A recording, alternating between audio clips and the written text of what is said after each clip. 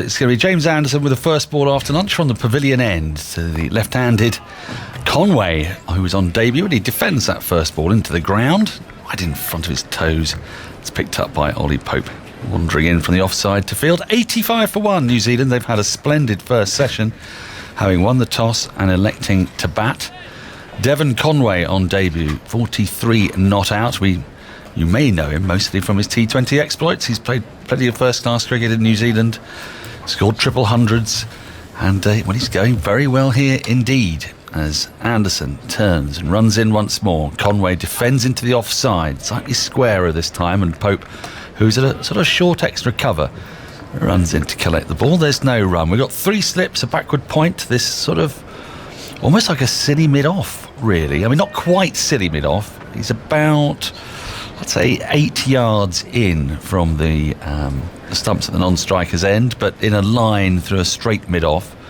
Then there's a kind of extra cover come wide mid-off, a mid-on, man just in front of square on the onside, and a very wide long leg, almost deep backward square, as Anderson is in again, and Conway gets a thick inside edge on that. It squirts just behind square. Bracey has to run round from behind the stumps to collect, and they pick up a single. 86 for 1. First run after lunch. Conway has 44, and we welcome back, I'm delighted to say, Vic Marks in his trademark beige jacket, ever so slightly redolent of a geography teacher. Well, you could argue this beige jacket is a tribute to our tourists. The beige. You could do. It's also, I hadn't thought of that before, though. Quite nicely with your accreditation, I'd say. It works quite nicely. It's good sort of colour gradation. I think I acquired this. It's the last item of clothing I've acquired for some considerable time. I think I bought it before we were going to go to Sri Lanka, before it got called off. I don't think I've got any more clothes since then.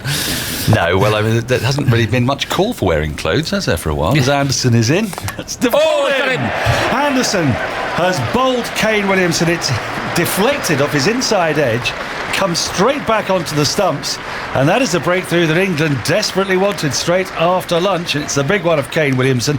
It was a relatively innocuous ball, back of a length.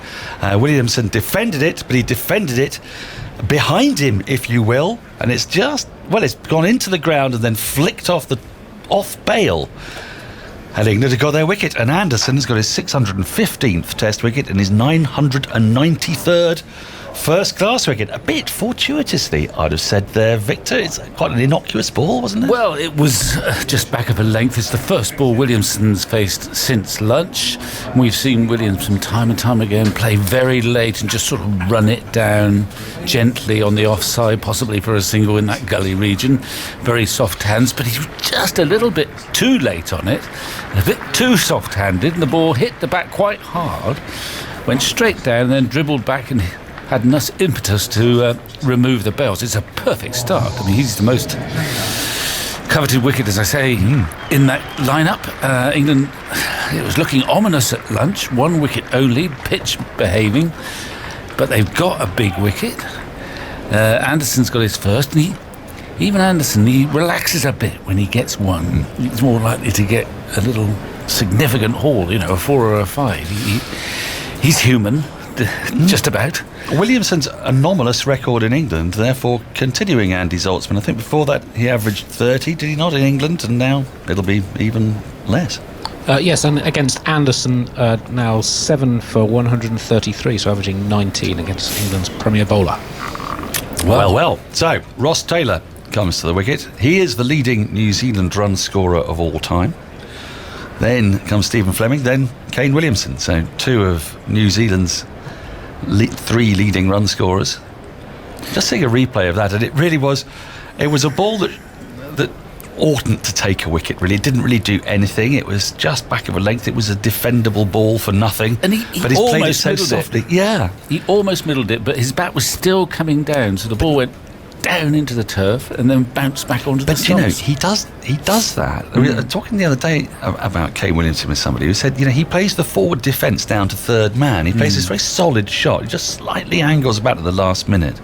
And he did it again there, but he didn't get the direction, and so it went into the ground and then bounced up and clipped that off bail. Now then, we've got a very short mid-on now to the right-handed Taylor. 3 slips. Anderson into Taylor. His first ball drives firmly, or pushes really, back to Anderson, who has no interest in picking it up after 38 and a half years or more. Leaves it to the fielder. And there is no run. 86 for 2, New Zealand. And what an important breakthrough that might be for England. There are just signs of a little bit of cloud cover bubbling up as well, just to make it a bit. I don't think it's going to give us the sort of cloud cover that we'll see the ball hooping, but it'll just make it a bit cooler out there for the fielders and for the bowlers. As Anderson is in, and Taylor gets a full ball, which he digs out up to mid-off. They go through for a quick single, and Broad shies at the stumps at the bowler's end, but Conway was home easily, and Taylor is off the mark with that single. 87 for 2. Listen to this.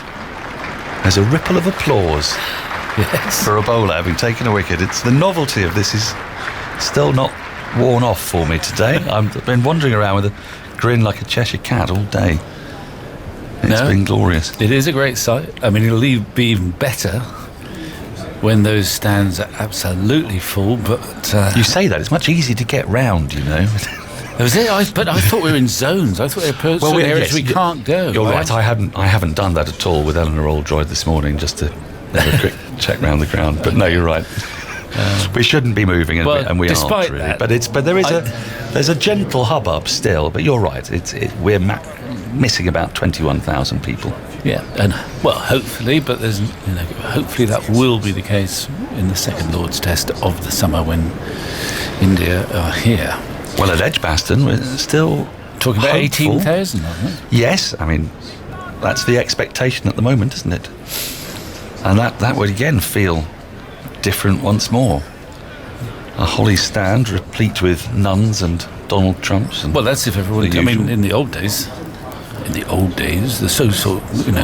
the 60s, it would be a huge bonus to get 18,000 in a ground to watch a Test match against New Zealand. But we're just hoping that's the case at Edgbaston. It may well be.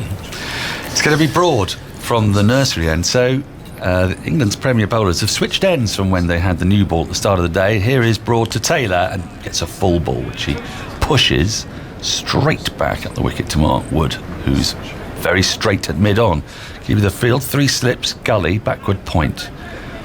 A wide mid-off, who's not quite extra cover. A very straight mid-on, a mid-wicket, and a very wide, long leg. Not quite deep backward square, but almost getting in that general direction. I want to talk to you about the boundaries as well in a minute. Mm-hmm. Because someone pointed out to me on Twitter, John Duffield, he says he thinks they're looking a little bit shorter than they might be. As Broad is in, Taylor gets another Yorker length delivery, which he digs out, and Broad fields of his own bowling, stretching down his left hand. Then promptly gives the ball away to have it polished.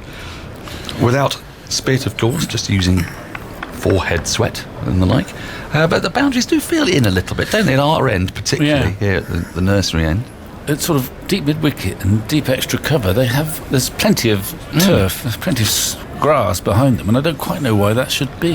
And actually down at long leg and deep third. It's not an octagon, it's got more sides than that, but it's a strange shape. Yes. 9 or 10 sides. Broad in, and beaten is Taylor outside the off stump. I say that he just pulled the bat inside the line, I think, a little bit. And has he already signalled for a drink? I mean, he signalled for something. He has gloves, perhaps. Could that be? He's only been out there for an over. I don't know. We'll see what the 12th man comes out with. Yes, he just jagged his head back a little bit there as well, did Taylor on as he pulled his bat inside the line. There's just a little bit happening. Maybe he forgot something when he came out, but box perhaps. Oh, please no. Well, you wouldn't face this ball if you'd forgotten your box, surely. No. Broad's in with 3 slips, and Taylor defends a full ball up to Wood at mid-on. England scampering around in the field. There's a bit of energy, a bit of chatter. There's finger pointing, there's enthusiasm. They've got the huge wicket of Williamson. You've played against the likes of the West Indies in your career. When you get out the big dog, if you like, it's a big boost, yeah, because you sort of even though we're discovering Williamson's record here is not brilliant, it's brilliant around the globe. You think if you get him for anything under 50-60, it's a bonus, really. Get him for 13. Got in before lunch without much problem. Here's brought in again, right arm over, left alone by Taylor. A little bit back of a length. It went through nicely. It was taken around about shoulder height by Bracey, moving away to his right, going down the slope. I think another anomaly in English conditions, Andy, feels like Sangakkara. You've got any chance you can get me Sangakkara's figures in England? He definitely had quite a big 100 here in 2014. Williamson's only his 5th test in England. Right. He's been playing Test cricket for It's over not a that decade. much of a so knock. there's quite a small Yeah. sample size statistically. I'm just trying to think of the greatest players who've struggled in English conditions. Broad's in, that's tucked away nicely around the corner by Taylor. There was a momentary ooh and ah, as there often is from Broad, as their batters come back for a second run. 89 for 2, Taylor to 3. With that, just playing around that front pad. End of the over. Taylor 3, Conway 44, 89 for 2. They're rushing out to do something for Taylor. Yeah, well, But you can get I think eye drops, it looks like a possibility. Or a contact lens eye drops, issue. yes. I think you're right. Whilst you're on, I mean, this doesn't necessarily qualify for that topic, but Tendulkar, for example, is not on the honours board, is he? At Lord's? No. And I suspect his record here in England is not quite so awesome as elsewhere. I don't know. Cody's was bad, and then he had that good Yeah. series, didn't he? Yeah. So often, it might come a little bit later with Viv Richards. His first tour here was the second highest yielding series of all time for a batsman, I think. Dry summer, of course, and my goodness, 76. I've still got images of him at the Oval when he got a second double hundred, I was parched there. Oval, hitting deadly through extra cover once again, or blameless ball going for 4.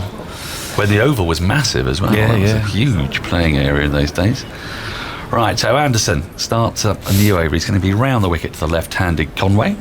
From the pavilion end, 3 slips in, and that jags back a little bit into Conway, gets thick inside half of the bat, and rolls out square of the wicket on the offside, and there is no run. Callis averaged 35 in England in 15 tests. That's a big disparity. Yeah, isn't his it? overall career average is around about 55. Sangakkara averaged 41 in England, which is not too bad. But he averaged but about 50. Well, I mean, he if he averaged- wasn't keeping, he averaged about 70, didn't he? he I think not as a keeper. It was high 60s Yes. and about 57 overall. Anderson in again to Conway, and Conway defends again, jabbing it, stabbing it almost into the ground, into the onside, where it's picked up just in front of square by Ollie Robinson, making his debut today, having taken a wicket on debut, that of Tom Latham. Both New Zealand wickets fallen to played-ons. Annoyingly, the Latham dismissal, we were watching it in the green room, and the TV went off at the precise moment that it happened, and then wouldn't come back on again until after they'd stopped all the replays. Anderson in, defended off the front foot, coming forward slightly suspiciously and pushed into the offside, where it's fielded by Pope at extra cover, and there's no run. 89 for 2, Conway 44, Taylor has 3. England having made that breakthrough in the first over after lunch, and the big one it was too, of Kane Williamson bowled, I say off an inside edge, it's more like off the full face of the bat down into the ground, flicking off that off bail and giving England their second wicket. Here's Anderson again, and that's left alone by Conway in the channel, just outside the off stump, sailing way over where a fourth stump would have been. He's left it well, hasn't he? I mean, his numbers that are exciting are all in T20 cricket, and yet he looks perfectly set up for Test cricket, doesn't he? Yeah, he's got an orthodox, uncomplicated technique. He's left-handed. He's timed the ball nicely, so little pushes have gone for 2 early in his innings. Here's Anderson once more. Conway drives, but Anderson gets a hand on it and tries to deflect that back onto the stumps at the non-striker's end. He actually succeeds in deflecting it too far away from a fielder, and the result is they get through for a single. Conway to 45, 90 for 2. Andy?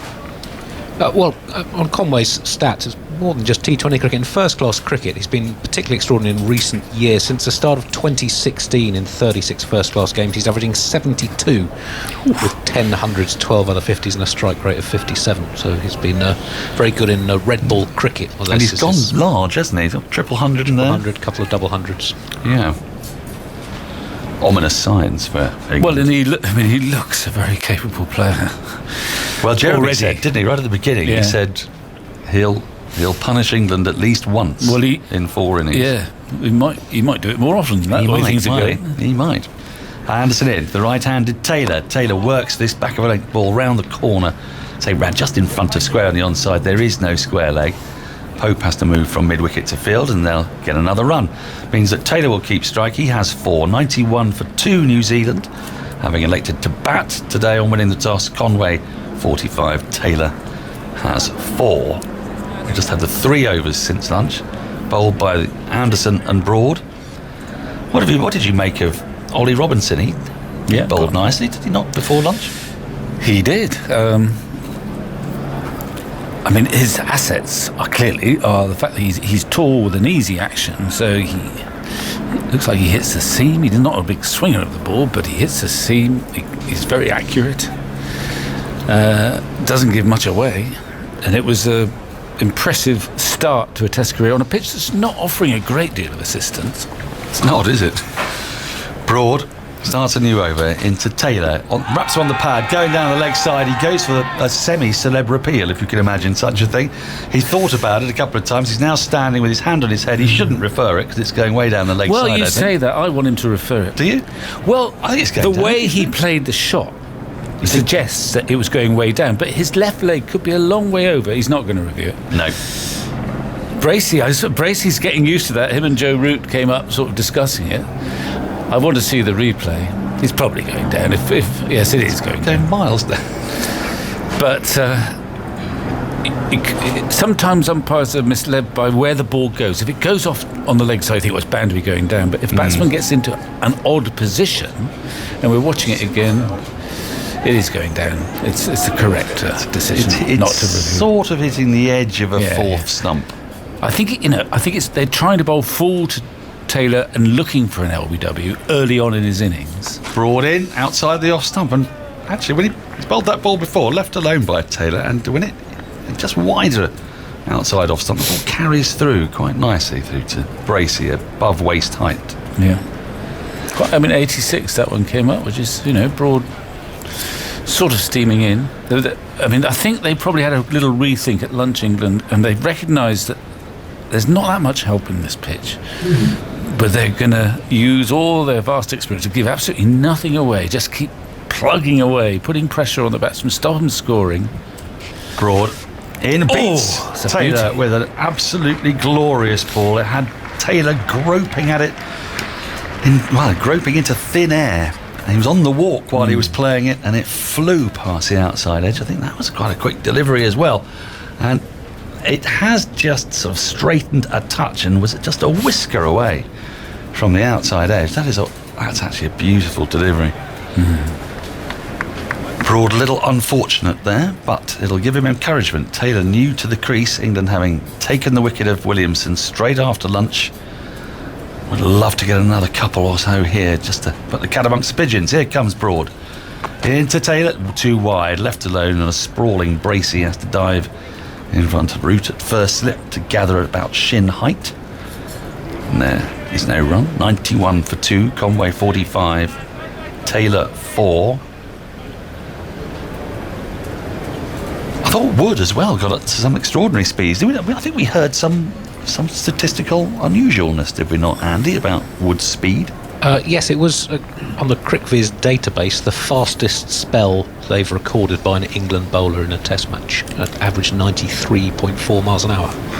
Here's Broad, and Taylor drives again outside the off stump on the walk, misses it completely. That was an ugly looking waft.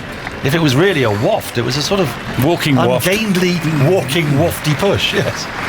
Actually, Broad, interestingly, he's coming from the nursery end, and he's actually getting the ball to just swing a little bit away, and he doesn't do that so often now. He's so grooved, particularly bowling to left-handers, of trying to swing it away from the left-hander. And in the past, recent times, he's been angling it into the right-hander. But he's actually got the ball just to shape away from Taylor. The crowd's getting into this as well. Now as beats Taylor again outside the off-stump. He thought he'd got an edge there. It's 3 times in that over. So Broad has beaten Taylor. A fabulous over from Stuart Broad. But luckless, he hasn't got his man. Taylor has survived. 91 for 2, New Zealand. They've had 29 overs, 4 since lunch. Kane Williamson, the wicket to fall. Conway has 45. Taylor has 4. More thoughts from Andy Zoltzman. And then it will be Jonathan Agnew. We mentioned how Williamson has struggled against Anderson through his career. Ross Taylor has really struggled with Stuart Broad, who's dismissed him 10 times in tests. Taylor has averaged 18.7 against Broad's bowling. He's had a fine career for New Zealand, over 100 tests, averaging 45. But in recent times, his form has declined a bit. His last 8 tests before this one, just 1/2 century and an average of 25. So it's one of the few New Zealanders who's not been particularly productive during their recent superb run. What an over. Hello, Agus. Yeah, Victor, lovely to see you. Swinging away. Yeah, absolutely. Beautiful bowling. Anderson, 91 for 2. It's on his way bowling to Conway. That's wide of the off stump, moving down the slope. Maybe it's coincided with the bit of cloud cover that's come in actually now. Over Lord, so the sun not with us at the moment, but it's still a very warm afternoon, and the crowd loving it, and why not? It's just a lovely atmosphere here, and a good battle as it always is between New Zealand and England. Always combative, but always very fair, and played in the best possible spirit. Okay, that's Here's Anderson round the wicket, bowls wide of Conway's off stump again, and there's no stroke. You're chuckling at. Well, no, I was thinking that's obviously the cue for a major rumpus, but I don't think there we'll was get one that. at the Oval, wasn't there? That one-day match when there was a collision, wasn't it? Side bottom and. Was that when Collingwood was captain? Yes. And it was laid him out completely, wasn't I it? think it was Grant Elliott. It was Elliott, correct. Laid him out and ran him out. Yeah. That all got a bit nasty, but otherwise they've always really good contests. 91 for 2. Anderson bowls, driven by Conway, not quite at the pitch of that, hence the oohs and ahs he might have picked up there from the microphone. He drove out to cover. Quite in the right position. For some reason Gardening. it's more difficult since lunch, isn't it? I mean, they got that wicket, which is a real bonus to get Williamson straight after the lunch. And now, as you say, bit of cloud cover. Broad's getting a little bit of swing. He's beaten the bat of Taylor 2 or 3 times in that last over. Anderson's got his wicket and is looking in charge of his game, as ever. Conway waits. His first test match, of course. This is shorter this time, and he can defend and play the ball carefully out to cover. Short man, Phil, he really at mid-off. And there is no run. I was noting your conversation about the boundaries, because they have brought them in, haven't they? Why is that? I don't know. Well, I think because I saw yesterday the one to the left being very carefully measured out in front of the mound stand and the tavern stand, where that camera is, that robot who's rushing up and down, that sort of car camera, if you like, is Conway forward. Again, picked up at short mid off. So I think that's its sort of its race track between the boundary and the advertising boards. But even so, I mean, everywhere down here to our right, where Mark Wood is, that boundary's in quite a long way. It's looking a picture, though. The outfield here is like a bowling green. Just think, if you had 1,000 words to write today, Oh, yeah. Well, what you'd have been writing about. There's Anderson bowling, and that's very full, squeezed out by Conway to end the over. 91 for 2, Conway's 45, Taylor 4. Now not so much even as a notebook. This is the man happily retired and relaxed and peaceful with his lot. Freelance. Yeah, well, I did bring my laptop to London, and then I left the room, and then I said, I haven't got my laptop. And then I thought, hang on a minute, I don't need my laptop. All those years of sweating from about 4:30 onwards, we would send you off down to the press box. Always felt rather sorry for you. Off you go, Victor. Good luck. You've got 1,000 I words should be to write. unbearable. If I go down there, I think if I'm allowed down there, I should be unbearably cheerful Yes, around you there would. about 5:15. Well, you can't do that. Everything all right? Writes itself, I think. You can't do that. No, I won't. Not today, anyway. No. 91 for 2. And Taylor's on 4 and Broad is resuming this contest with him. He was all over him in the last over, and he bowls on the leg stump, a bit of a getaway ball, that one. And Taylor says thanks and nudges it away down to long leg for a single. So he's away from the Broad spotlight for a little while. 92 for 2. I must mention one of our very close friends from down there who's no longer with us, Martin Johnson, who died during the course of the winter, who was such a character, such a brilliant writer. Began life at the Leicester Mercury, which of course is where I knew him so well from. He was always, he had to write, the Leicester Mercury used to come out at lunchtimes. Yeah. So he had to write some sort of article, report on the day before that appeared at lunchtime, but of course everyone knew what the score was. So he had to write it in a completely different way. And he created this incredibly acerbic but humorous and brilliant way of writing about cricket. In goes Broad and it's outside the off stump. Bracey gathers that as Conway plays nose stroke, and he brought that with him. He brought it with him to the Independent and to the Telegraph and elsewhere, of course. But it was there. It was because he couldn't simply say. So when you were at Leicester, you'd have been grabbing your local paper and just to check you hadn't written about you. Well, if the great thing about it was that when he was writing about somebody else, it was always hilarious. If he wrote about you, it was awful. But it was always funny. I remember ringing him once when he was doing the mowing, and I had to go. He was mowing his lawn. In goes Broad again and bowls. That's driven off a thick inside edge of Broad fields. But when he was writing about Gordon Parsons or Les Taylor or Ray Illingworth or David Gower, it was always hilarious.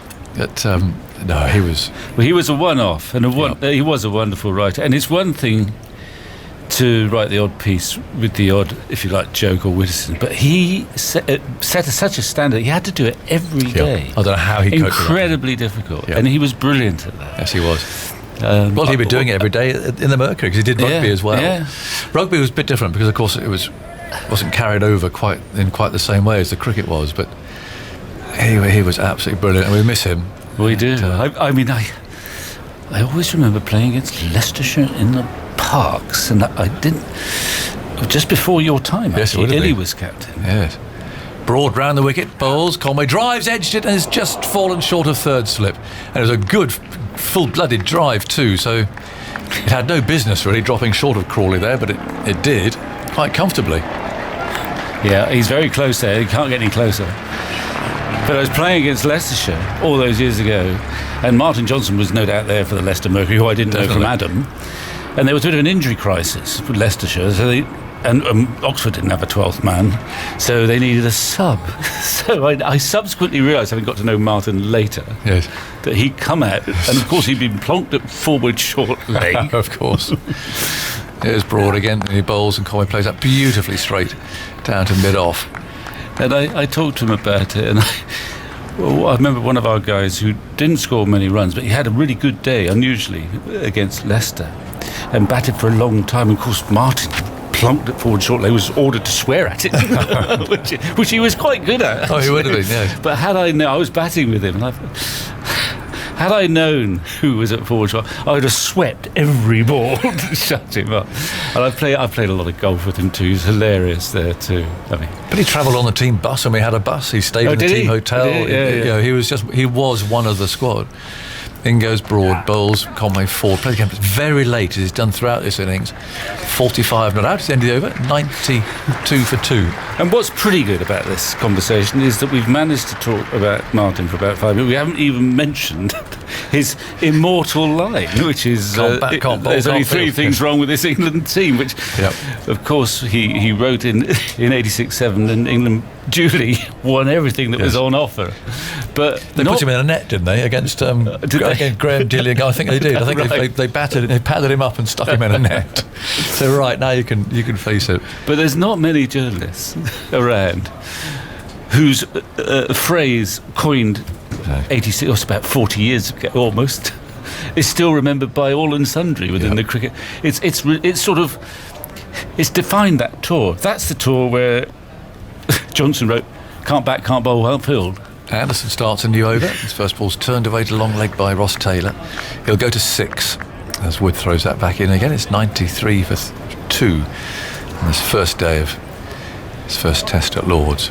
Yeah, so we missed one. And there's a a gathering Are you going? in his memory. It's the 6th day of the World Test Championship final. Okay, I'm planning. This is the one in June and towards Yes. the end of June. Yeah, well, if you can get away, I'll definitely be there, I'll see you there. weather permitting. They've changed the ruling for this World Test Championship, or at Have least this 6th day, which one assumed to start with was going to be, in the event of it looking like a draw, to try and get a result. Here's Anderson bowling to Conway, who leans forward again, pushes that away out to short cover. Yeah, so whereas we assumed, and I think it was actually the case, that a 6th day was in place to try and get a result, they've now announced that if it's a draw, it's a draw. So what's the 6 The days? 6 days if they can't make up all the time for weather. Oh, I see. So they're going to play a full 5 days, if you were. Okay, But if that means going into a 6th. but there's no 7th. You've checked Well, that out. There was a bubble in there as well, so back to bubble times again. 93 for 2. In comes Anderson from the pavilion end and bowls, and that's sliced away. Nice diving stop there from Burns, though. Doesn't dislodge his sunglasses. Oh, it does in the end from the peak of his cap. That was admirable for a moment, but they just slipped off at the end. He dived at full length and keeps them down to 1 run, so it's 94 for 2. He's tormented Conway since lunch, Anderson. He's made Test cricket look a bit more difficult for the debutant, and he's got off stride, got a run for the first time, I think, since lunch, and it wasn't very convincing, though. It was a slightly squirted outside edge. Just 3 from 21 balls since lunch, 3 off his last 28 after making 43 from his first 55. Well, this really is golden oldies now. Anderson 38, Taylor 37, and in he comes, and he bowls, and Taylor again clips that away, but it's right in front of that front pad. Just gets away with this, and a despairing dive. Brilliant piece of fielding. For a fast bowler to throw himself around like that is remarkable, really. And Mark Wood there has absolutely flung himself to his right. It's one that Fred Truman would have given up from the moment it flicked the inside edge of the bat, and many more since, but not these days. And we saw Jimmy Anderson chase for one down to the pavilion, dive full length and save 1 run. And now we go for the torturous process of seeing whether or not he just managed to contact the boundary edge. Oh, hang on, he The might ball have came done. back at him. No, I think it's all right, isn't it? Oh, I think it's all right. It deserves to be all right, but it might need a second viewing for the sake of 1 run. But here we go, we are getting a second look. But he was unlucky because he flicked it back with his right hand. It just touched his left. But I think is that all right? Might need another look. Oh, we're going to be a while now. I think he was up to it. I think he knew he just had to keep his hand out of the way of the ball in the end. But the trouble is, you don't quite know what's going on with your feet. It is tortuous.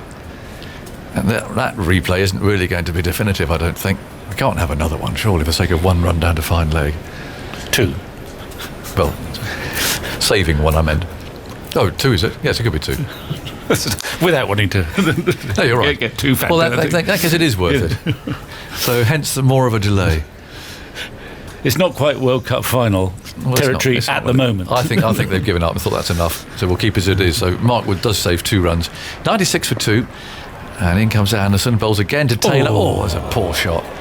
Swish outside the off stump, and Bracey dropped it, incidentally, behind the stumps. But he went for a booming drive.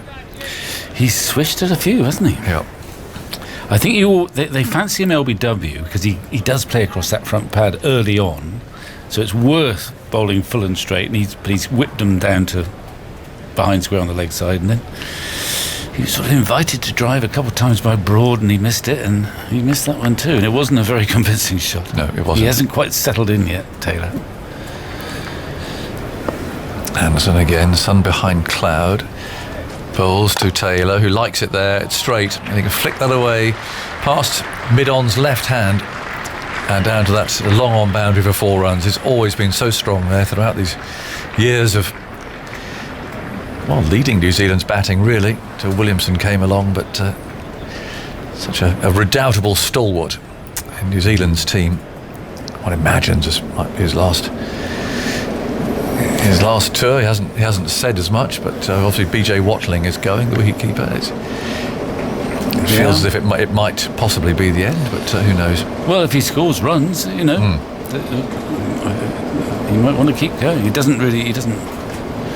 Well, he still features. He was in the one-day side for New Zealand, didn't he? His been a great career, though, quietly. Leading run scorer amongst all Kiwis in Test cricket. Yeah, he has 7,387 runs at an average of 45.8. Strike rate just under 60. 19 centuries, 34 other half centuries. Also one of the finest slip catches in world cricket over the last 15 years or so. Broad's going to continue, and he's bowling to Conway, and they're putting out this deep square leg fieldsman again, as if to trap him or tempt him, but he hasn't really taken on the bouncer. Largely, there haven't been very many. Would hit him with a nasty one on the shoulder. Now Broad's on his way, still the 3 slips, bowls round the wicket, and Conway's patience is being tested here, and he lets that go just outside his off stump. And Bracey collects it, but they're really trying to work on the fella here in his first Test match. 4 away from a half century. It'd be a wonderful start to a Test career, to start at least with a half century. So there's making him work hard for it at the moment. It's 100 for 2. Williamson out in the first over after lunch to Jimmy Anderson. Both wickets have fallen, bowled via the edge of the bat. In goes Broad round the wicket, bowls. It is short this time. It's swatted away by Conway. He doesn't get hold of it at all. And the ball trickles away into the leg side. And they take one more run. 101 for 2. He goes to 47. Tuffers is back. We survived our first stint on the telly, Tuffers. Yes, very well done. Yeah, yes. we got our way through it. Yeah.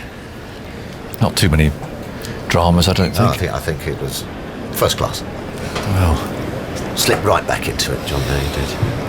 Like a comfortable shoe.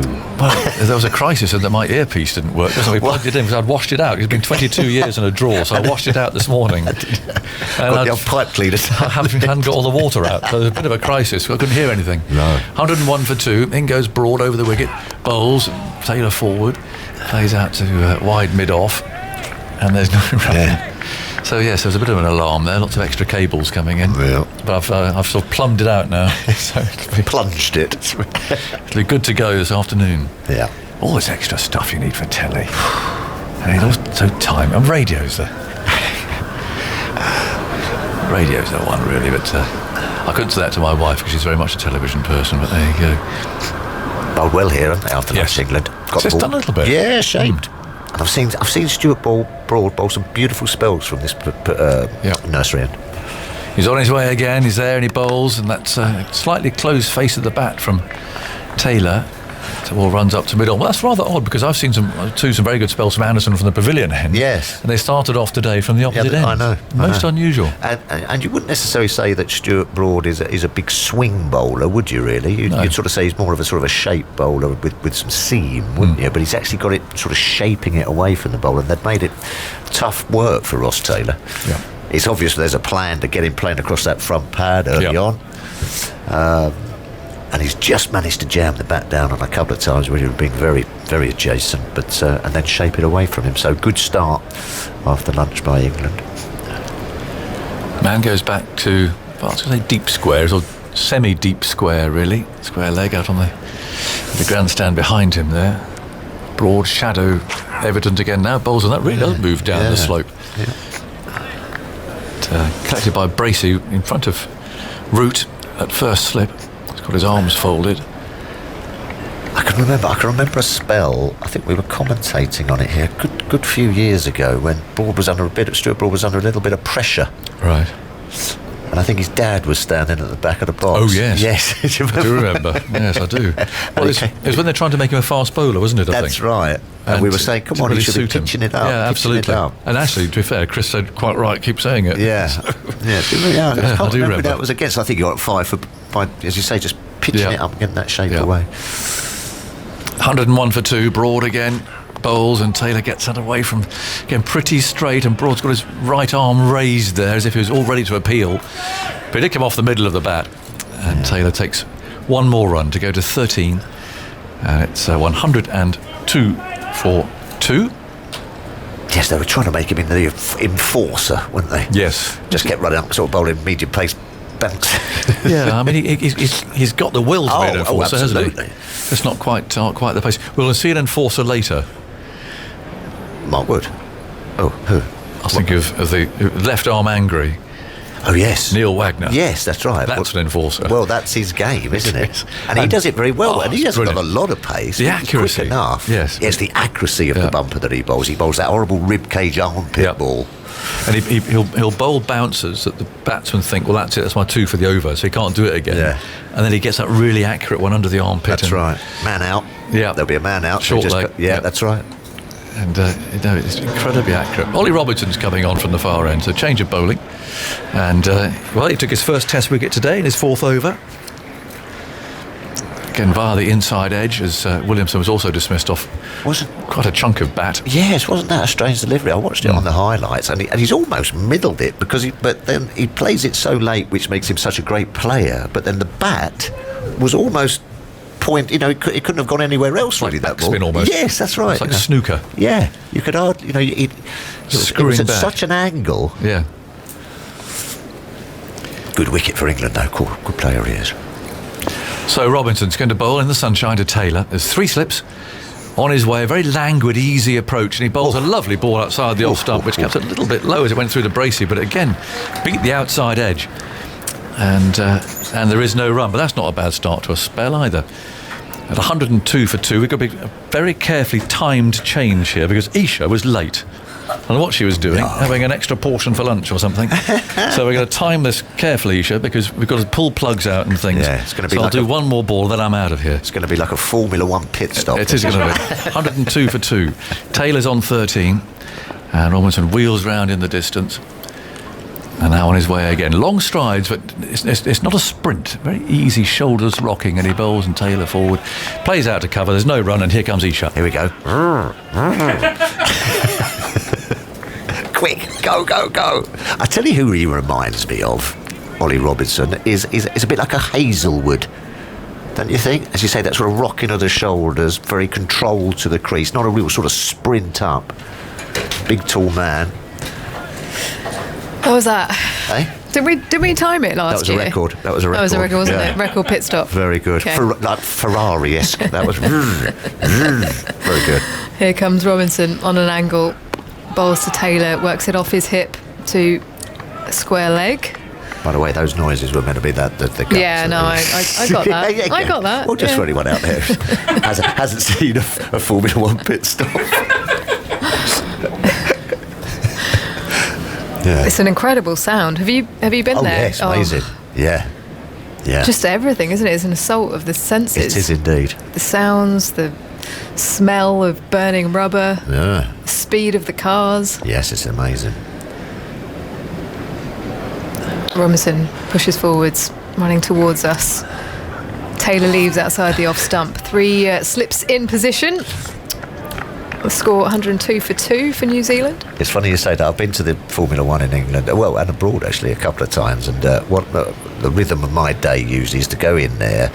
Brilliant hospitality is there. Fantastic hospitality. I think it's the best going. Go to your seat and watch the first 5 laps, and then go back to the hospitality for a couple of hours, and then come back and watch the last 5 laps. Otherwise, it just as you said, talk about the noise, isn't it? They give you earplugs, don't they? But the noise of it. Robinson past the stumps. Ooh. Chops inside edge, is it? Falls onto the floor, and James Bracey diving to his left to take the ball. That's cut Taylor in half completely. Quite unlucky there. Lucky not to get a chop on as well, just short of a length, and Taylor's gone for a sort of a front foot cut outside that off stump, but it's jagged back at him. Unlucky not to get an inside edge or a chop on. Well taken by Bracey. That's jagged back a mile. Yeah, jagged, but I think a bit of shape as well. That seam was brilliantly presented. Nice and upright. It was a half appeal. I think it's just missed everything. Yeah. He looks a real talent, Robinson, doesn't he? He bustles forwards now. Bowls to Taylor, who again just leaves outside the off stump. A good length delivery. Hitting the pitch and leaving the right-hander up the slope. End of the over then. 102 for 2 New Zealand. Taylor on 13. Struggled his way to 13. And Conway, who has looked really good on 47 on his debut. Although since lunch, it's been difficult going with the ball swinging and shaping. Stuart Broad getting on a bit of a roll, and James Anderson bowling some beautiful deliveries. Yeah, he's looked impressive, Robinson, for my money. Good accuracy as well. Yeah, you talked about Josh Hazelwood, so Yeah. I mentioned it earlier. He presented Ollie Robinson's cap when he went to play for St George in the Sydney League, Right. Sydney Grade League. Ah, And they spent a good amount of time chatting. yeah.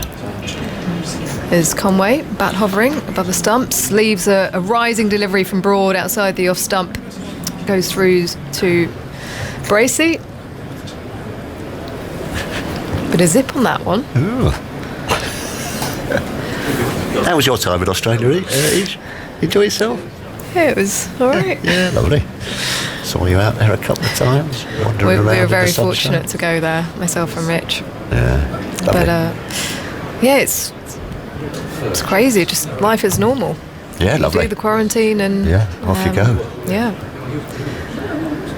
fantastic series. Conway leaves one. Good length delivery. Stuart Broad hangs his head back because it was close to the top of off. Just zipped back off the seam. Yeah, Australia, India. What a series that Oh. was. One of the all-time great series, I think. India used about 20 players. Virat Kohli left after that first test match. They got bowled out for 40-odd, India. And then came back at the MCG. And then Australia hoping to win at the SCG and at the Gabba. And India held them off. As Broad bowls one down the leg side, it misses Bracey, diving his way, and it goes into the advertising sponge. That'll be Byes digging it into the pitch. Broad. Yeah, got that one wrong. Just didn't come out right, did it?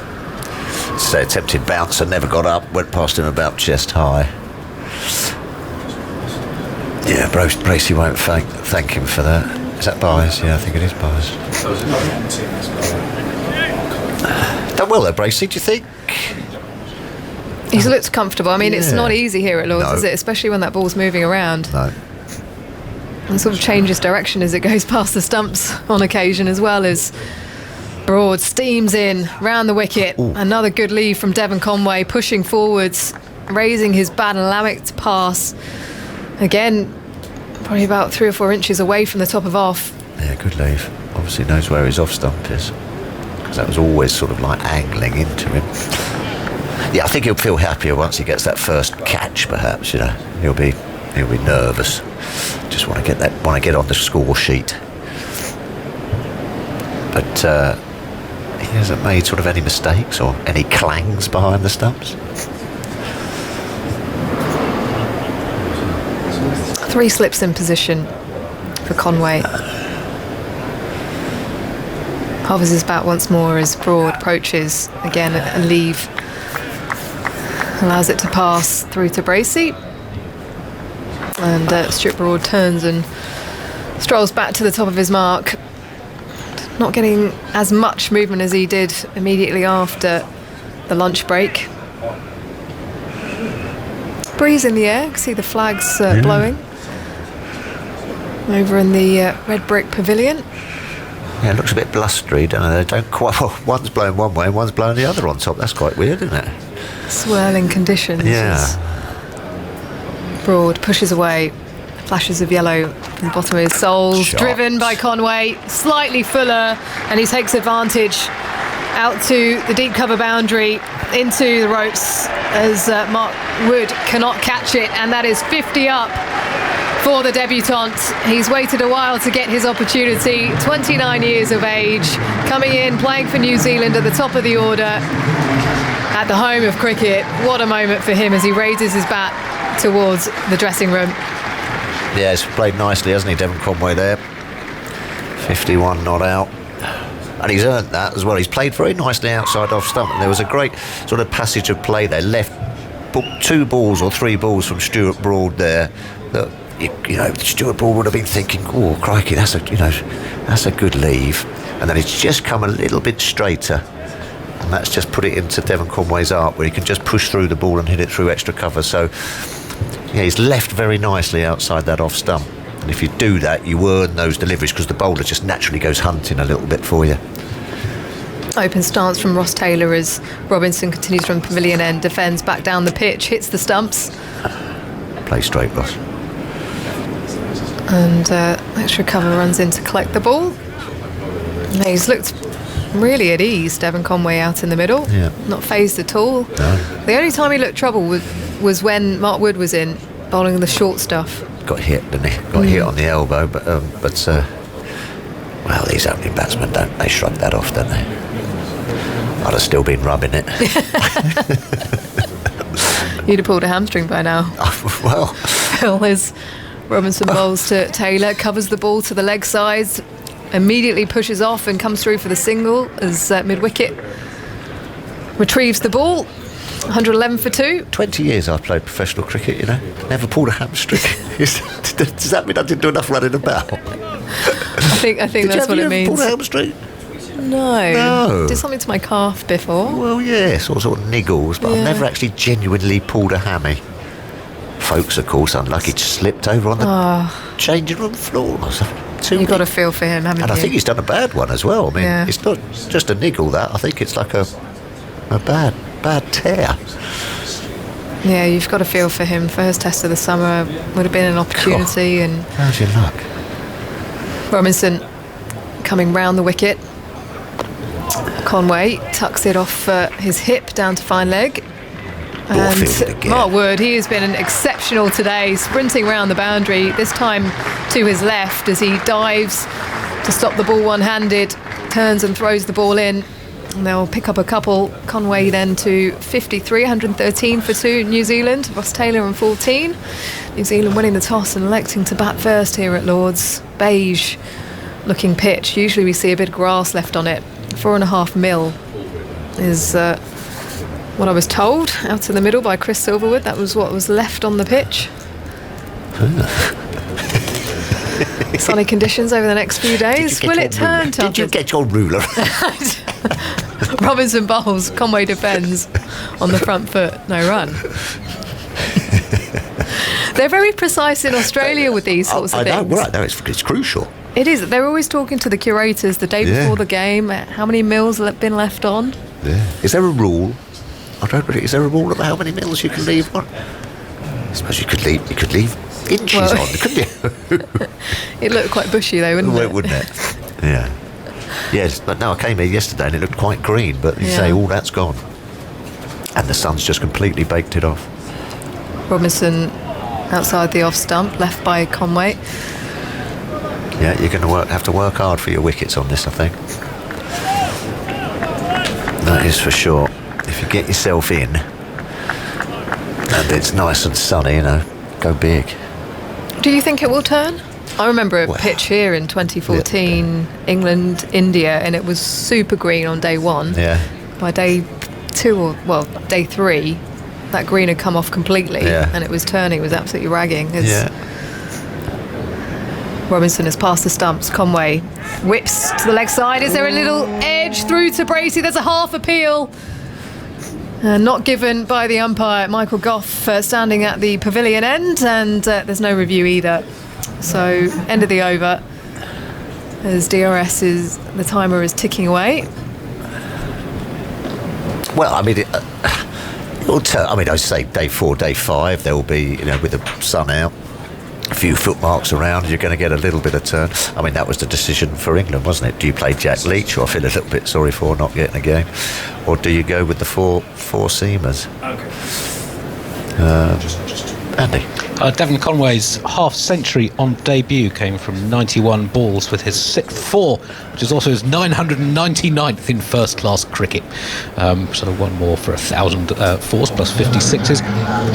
On debut, New Zealanders at Lord's, he's the first to reach 50 when making a test debut for New Zealand on this ground since Sonny Maloney and Merv Wallace did so in 1937, since when 8 New Zealanders have had a test debut at Lord's, and between them scored 46 runs in their first innings of those games. Wood into the attack. Taylor flicks it down to fine leg, where James Anderson collects the ball, comes through for 1, moves to 14. Couple of good names there, Sonny Maloney and Merv Wallace. like that. It's a long time ago, though, Andy. Sounds like Butch Cassidy and the Sundance It does, Kid. doesn't it? That is it is a long time. Most of the 8 who debuted for New Zealand since then haven't been top order batsmen, but a few have. But yeah, he's averaging just under 77 in his last 30 first-class matches. Cool. Wow. I saw him playing the T20s Good. against Australia, and he looked really good. Well, he reminded me of Davin Milan, actually, just the way he played through the covers. I said this a little bit earlier. Yeah. And the way he swept the ball, Yeah. just unfazed out in the middle as Wood sprints in now, past the stumps to Conway on the front foot, defending a good length delivery. Wood tackles it with his feet as he passes it on to Dan Lawrence. He looks very good at that shot, which is no good on radio, is it? That shot, just outside off stump, just outside off stump. He doesn't necessarily get a full stride. But I tell you, it reminds me of an Andrew Strauss sort of forward defensive, where he's just very good at stopping the delivery. I mean, that was about 95 miles an hour, pitched up on off stump, but he just gets in a really nice position just to stop that ball on the front foot. Wood shuffles forwards, arms pumping, bowls back of a length, this time rises. Conway on his toes, pushing it out to point. This is where Mark Wood can be very, very effective when he's steaming in like this. It's that X factor, isn't it? We haven't got Jofra Archer here for England, so the other guys, no disrespect, sort of line and length bowlers with a bit of shape, but 80 to 85 miles an hour. But that's that little X factor of Mark Wood. Come on, give me sort of 4 or 5 overs and just steam in and ruffle them up a little bit. Handy to have in your armoury. He goes again. Menacing when he's going, Wood. And a swish as it goes through to James Bracey. Another rising delivery. He was arching his back as that came through. Devon Conway almost got too big for him. Yeah, he looks more comfortable, Conway, when it's pitched up, doesn't he? When it's short, doesn't quite look as at home. As you say, short of a length outside off stump and rising, and he's had a good old-fashioned waft at that. First sort of real loose shot I've seen him play. Enterprising stuff here from Wood. Shuffles forwards, past the stumps, onto his toes again, Conway, as he pats it back to the bowler. That was slightly fuller on that occasion, but still back of a length. Yeah, just getting him hopping about.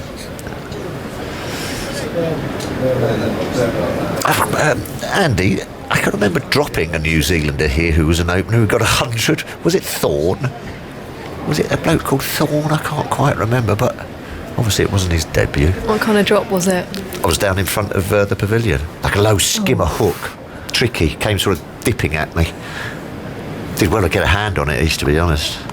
Conway solid forwards. Again, Wood uses his foot to stop the ball to his left this time. End of the over then. 114 for 2, Taylor on 14 and Conway on 53. Were there loads of members behind you as well? Loads. Was it Andy? To remind you of it. It was Matt Horn. Oh, Matt Horn. It Close. sounds like. Close. Sounds like. That's it. Andy Horn. At 1999, he made exactly 100 game that New Zealand's only victory at Lord's. They won by 9 wickets. Yeah, excellent. Glad I remembered that one. Nasser's first series as captain? Yes. Yes, I think so. I think Dion Nash might have bowled us out, who then came to play for Middlesex off the back of that, bowled beautifully. Robinson continues. Forward press from Taylor looked a lot more comfortable there. He hasn't looked at ease so far, but that looked very solid as he pushes it back to the bowler. Well, we were discussing this on the telly, weren't we, Isha, that when he first comes in, he looks to then play that a little bit too square when he's falling over, but then as he more and more gets in and gets his eye in, he starts knocking those ones back to mid-on, which is a lot more sort of comfortable. Full face of the bat. The 6'5" frame of Robinson approaching him now on an angle. Taylor drives straight to mid-on. Don't mind James that. Anderson collects the ball, turns and looks to throw, but then tosses it to mid-wicket. Joe Root. Yes. Warming up at first slip, just rolling his arm over. A little bit of spin.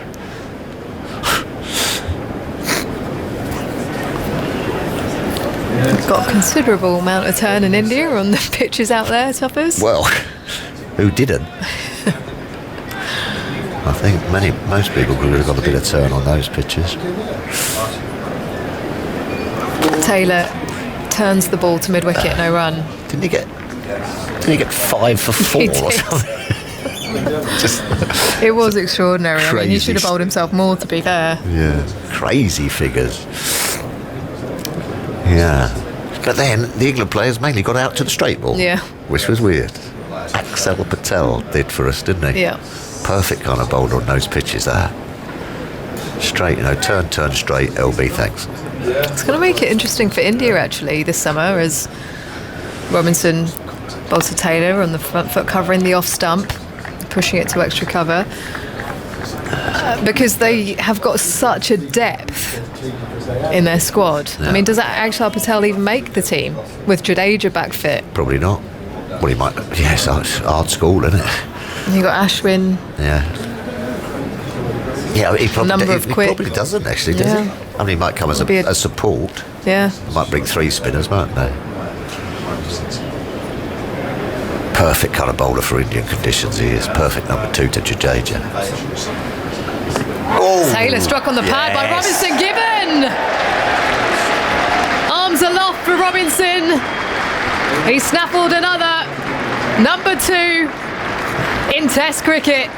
And another big wicket. This time it's Ross Taylor. Yeah, really good bit of bowling there by Ollie Robinson. We've been banging on about it, haven't we? What England have been trying to do is just to try and get him playing around that front pad, and this time he missed it. That looked pretty adjacent, but fair play to Ollie Robinson. Bowled to the plan and gets his man. And I'm a poet, and I didn't even know it. On that note, yeah, just jagging back. You can Good see it ball. hits the knee roll, Yeah, really probing good ball. away. And there was a little moment where Ross Taylor was chatting to his partner about whether he should review, but then decided against it. So he leaves the field of play now as he walks up the stairs into the famous Lord's long room. It's been very impressive, Robinson, for me, don't you think, Isha? Yep. Yeah, He has. got it going both ways.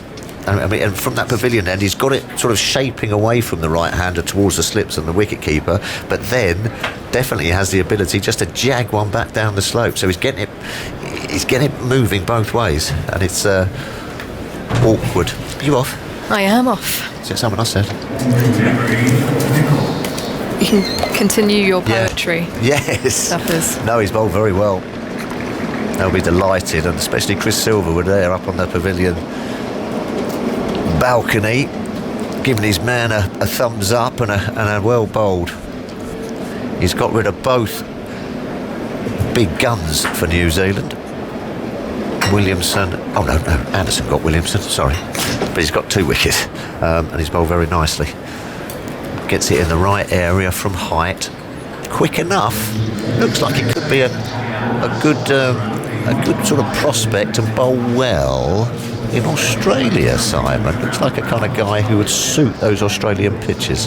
Like a Tim Bresnan? Yes, a taller Tim Bresnan and slightly better looking. No, bowled very well. Who was New Zealand's leading run scorer in the World Cup final? Nation. No. Guptill. He's Go just on. walked out to bat. Oh, who was number that? 5, Henry Nicholls. Oh, was it? Oh, okay. Well done. Anyone else know that? Mike shaking his head. There's another one of these emerging New Zealand players. He's got a good record. Another left-hander as well. I'm off. See you later. It's 114 for 3. The game's back in the balance. England have bowled well since lunch. It's a bit more overcast now. Well, I don't know whether it's affected what's going on out in the middle.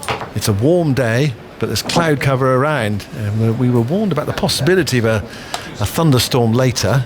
He wouldn't necessarily rule it out, but there's some blue sky around as well. It's very pleasant for watching cricket today. So 114 for 3. We're in the 38th over of the day's play.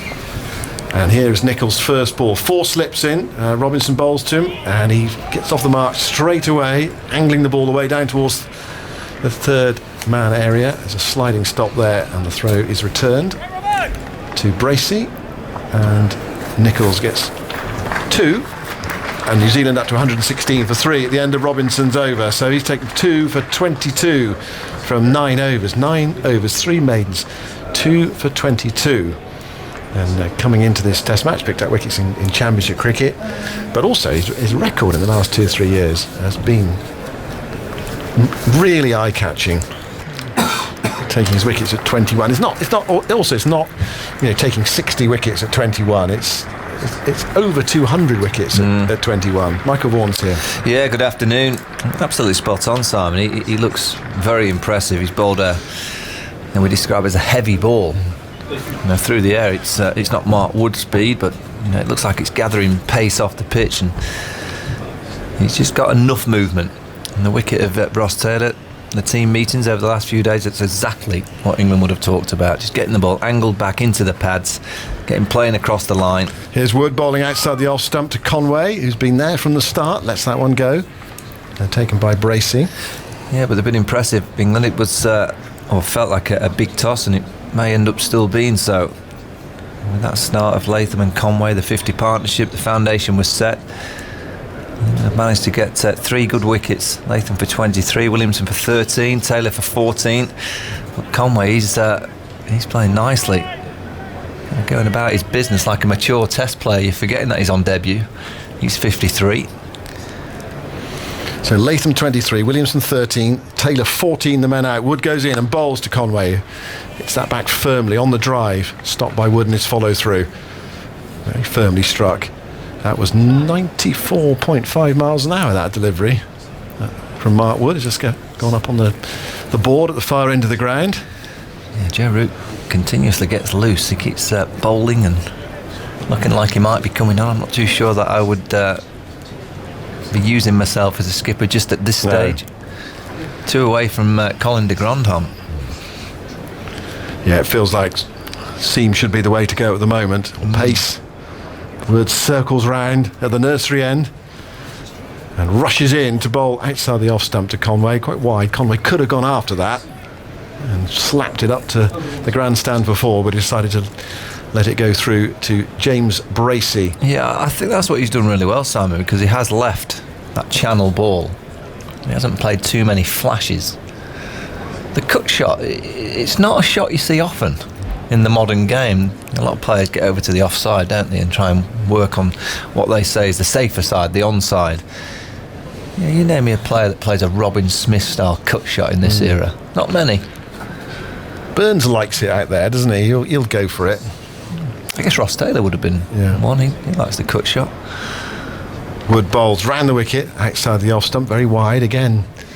Conway could have gone after that, but Robin Smith's having a go at that one, isn't he? Yeah, he is. He is crashing it. Richie Richardson. Yeah. That's gone over point for 6, Richie Richardson style. Where is the cut shot gone? I'd say I noticed it disappearing from the game. Perhaps bowlers don't bowl as much short wide stuff anymore. Is that possible? Maybe. I do think it's a lot to do with player right-handers particularly getting over to off stump and almost like nullifying. Yeah. That kind of wide of off stump. Wood mops his brow on this warm afternoon. There's a breeze ruffling his trousers. 116 for 3. Conway 53 not out. 2 slips, a gully in. Wood goes in and bowls to Conway. Short, and Conway pulls that down towards fine. They didn't really get up. Swivel pull from Conway, hitting it down. As a player, you'd have seen a lot of Monty Lynch. Little bit, yeah. Monty Lynch cut every ball. Yeah. Didn't Monty Lynch bag a pair before lunch? How did you do that? I think he did. I think that's right. A pair out first ball twice. For who? For Surrey? Yeah, I think so. I think that's right. So he would have batted at number 4. I think what happened was there might have been a few night watchman before him. Right, okay. So the night before, then they got bowled out. So he might have come in at 6. They were bowled out from. Then he batted at his normal position after they followed on. Was out from. I think that's right. Anyway, Them in a session. before lunch, I think. I think that's right. 117 for 3. Nichols on 2. He struck on the pad by Wood. Full delivery. LBW shot. Didn't feel quite right. Might be pitched outside leg stump. Yeah, I sense so, Simon. James Bracey's had a few of these as a keeper behind the stumps on debut, where the bowlers come to him. They've decided to go for it. And they've reviewed it. Right. Okay. Well, it was very full. Let's see. Bracey, as a wicketkeeper, of course, has to help out with the bowler. Where do you think that was pitching? Which it seems to me to be the big thing here, where it pitched. But it was a full delivery. We're just seeing the replay now in front, and we haven't got. I don't think we've got a feed of the third umpire at the moment. Yeah, it's got to have pitched outside leg. Yeah, I think it has, hasn't it? Yeah, we've not got a great angle at the minute, but it just looks like it's an inch or so outside leg stump where it pitches. There's no edge on it. All the way through to the pad. Clearly no bat. I don't think this is going to go in England's favour here. When ready, please. I'm surprised they went for it. Yeah, pitched outside leg stump. Okay, it's pitched outside leg stump, so we'll go back to Richard on field. Richard, ball's pitched outside leg stump. Stay with your original decision. That's one Richard to another. Richard Illingworth to Richard Kettlebrand. Yeah. Not out. Very similar to Jimmy Anderson's to Tom Latham early in the day. Yeah. Exactly the same. My immediate reaction there was it didn't look quite right. So surely that would have been Wood's reaction as well, but bowlers are optimistic, I suppose. There wasn't a great deal of enthusiasm from behind. Anyway, that was the end of the over. 117 for 3. It was almost, well, we haven't gone for one yet. Well, we might as well. Yeah. And of course they got 3. Both sides have got 3. I just think they're so important. You've always got to remember, when you're making the decision, is that the reviews were brought in really for the howler. It just didn't seem like a howler, did it? Yeah, no. 117 for 3. Conway 54 not out. New over from Robinson round the wicket to the left-hander. He's with him now. Pushed away off the back foot through extra cover to chase for Anderson down towards the tavern stand. They go for 1. They'll come back for a second. Anderson a bit slight fumble there, and they're able to come through for 3. Anderson got to it, and then the ball slipped out of his grasp. So you get value here, don't you? This little prod, it races across the square. The square's so many pitches here at Lord's. It just races across and then goes down the slope. It'd be interesting to see if a player comes out and starts playing aggressively on this kind of wicket, what would happen. It just looks like a good pitch, doesn't it? Yeah. You could almost chance your arm and go after the bowlers. Stokes played like that in the last Lord's test against New Zealand a few years back. Conway stands up in defence to Robinson, plays it back down the pitch, and there's no run. Now, I posed you a question earlier, Andy, off air. Question from Steve Ryan, who says, can you ask your stats man, which I presume is you, how many wicket keepers, because Brace is in today, how many wicket keepers have kept to Broad and Anderson in Test cricket? Well, let's go through them. Butler, Folkes, Bracey. Let's see if we can get it ourselves. Yeah. Well, there's 3. So presumably, is that Broad and Anderson when they're playing together, or Broad and Anderson when they're playing Test cricket? So they might play, not playing the same team. Here is a ball from Robinson outside the off stump across the left-hander. So is the question when they played together or just at either? What is the question, Simon? Well, you're the question master. That's the question I was sent. Right. So Ollie Pope kept it, didn't he? In New Zealand, he did. So that might be one little. Was Broad playing? I don't think Anderson was playing in that game. Okay, so it's both together then. Should we go both together? Well, I've got one or other. One or other. We can do both together. Okay. All right, one or other. Okay. So, do you want me to tell you how many there are? Yeah, go on. So 10 in a match involving one or both of Anderson and Broad. There are 10 England wicket-keepers. Okay. Robinson bowls. It's defended by Nichols up towards mid-on, where it's picked up by Stuart Broad. There's no run. So Bracey. So Michael's gone for Bracey. That's a good one to start with, Michael. Yeah. Butler.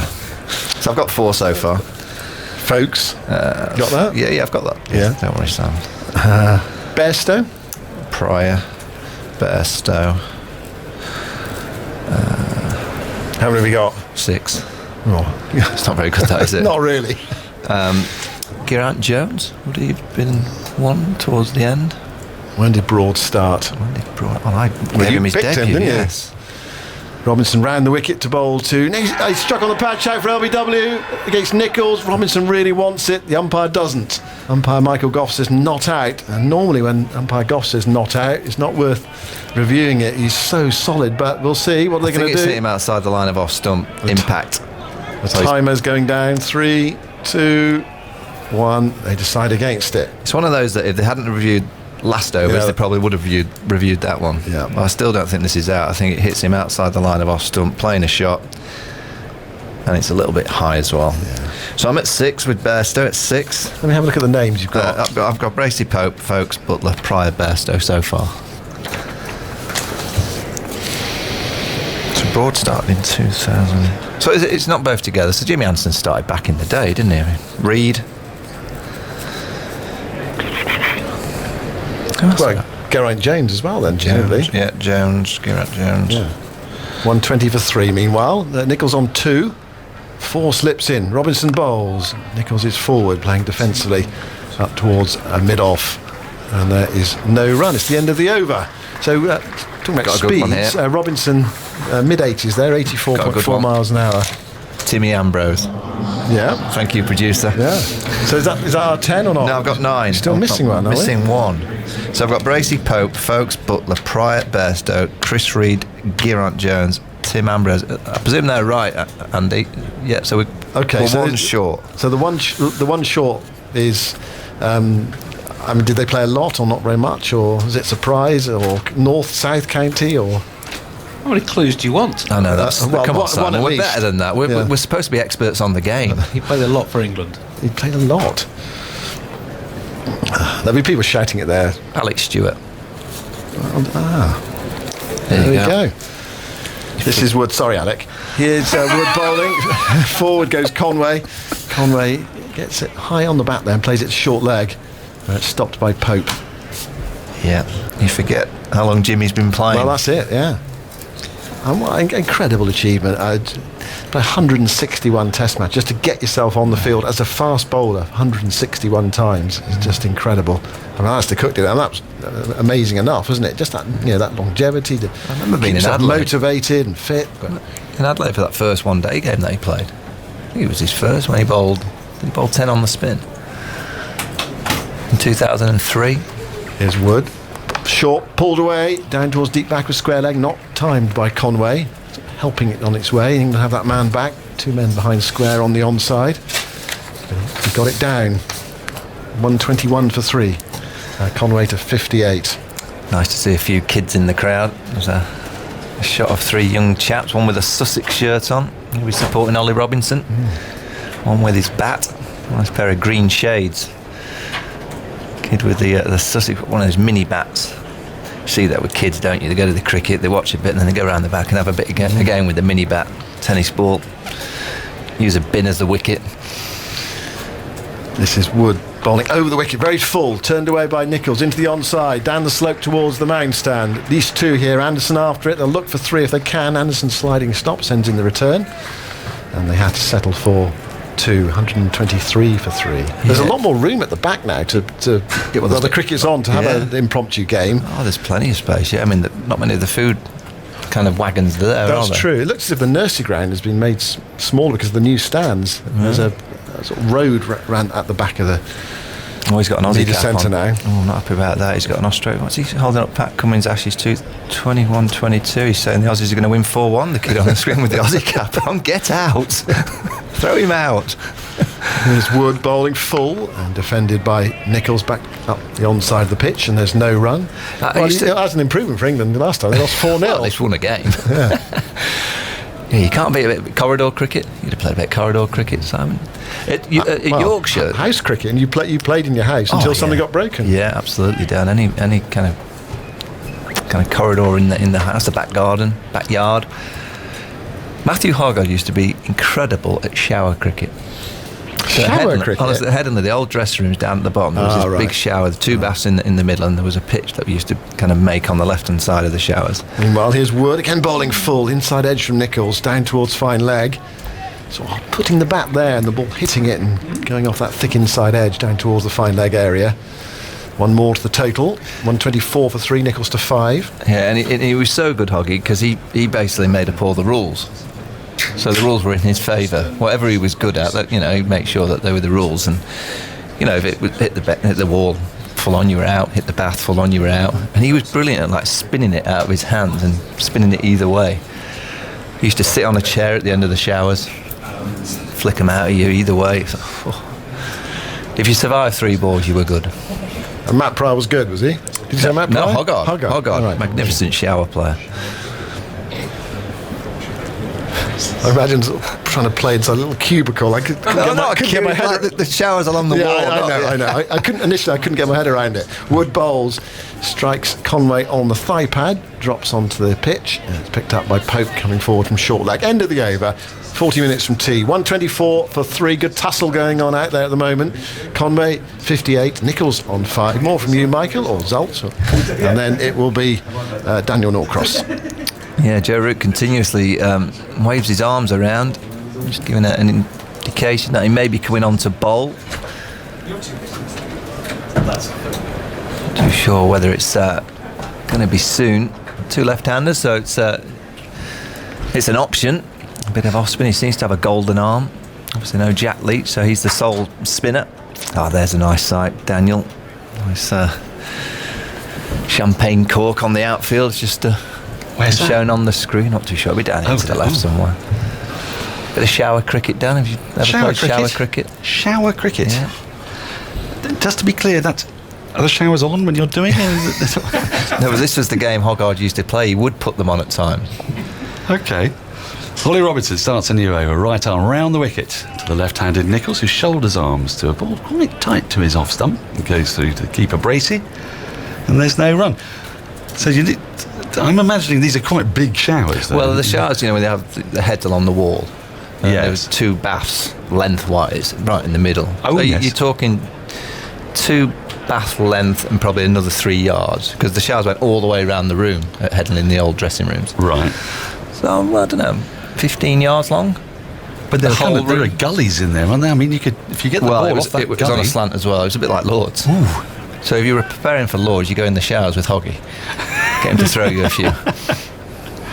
Robinson in again, and Nichols lets this bouncer go by. Just slightly disdainful nod of the head, looking to his right, and just lets it go through to Bracey. It's nicely played, wasn't it? Yeah. Good bouncer, nice height, and he just good balance. Did Nichols swayed out of the way, kept his hands low.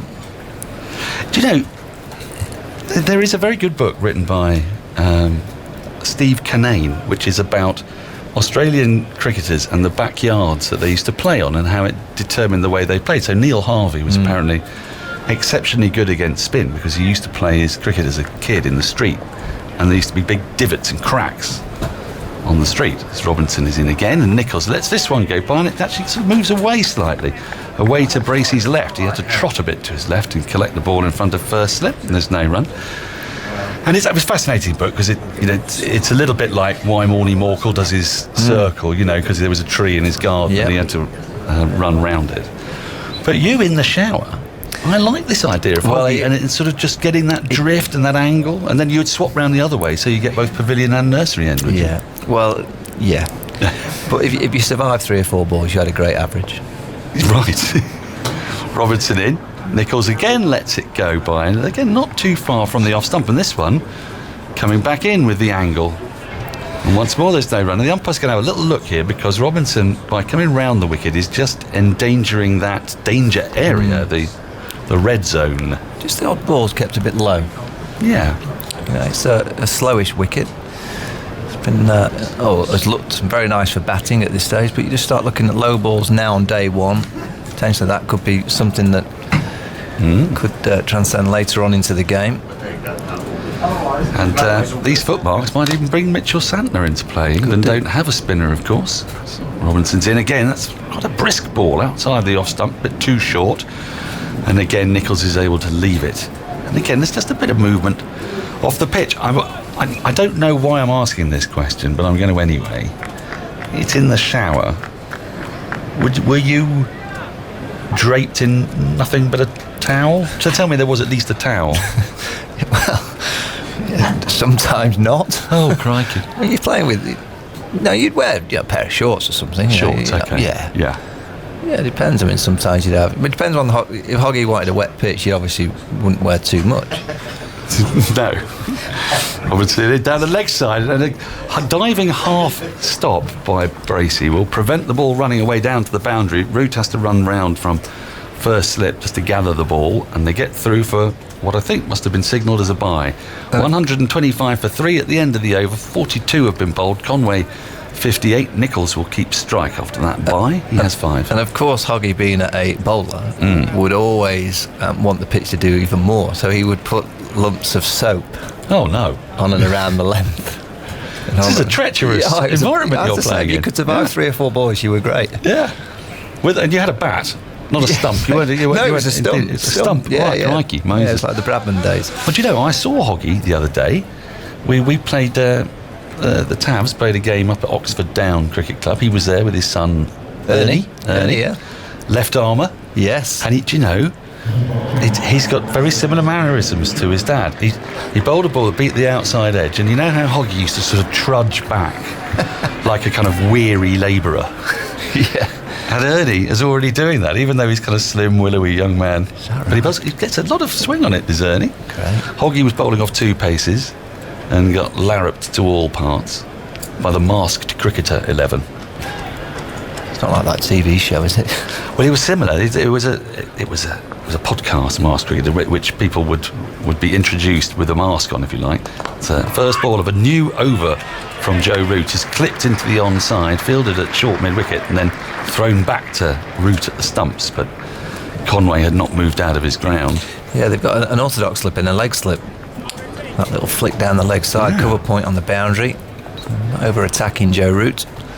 Root in again, and that's floated, drifting up and full outside the off stump, driven to short extra cover.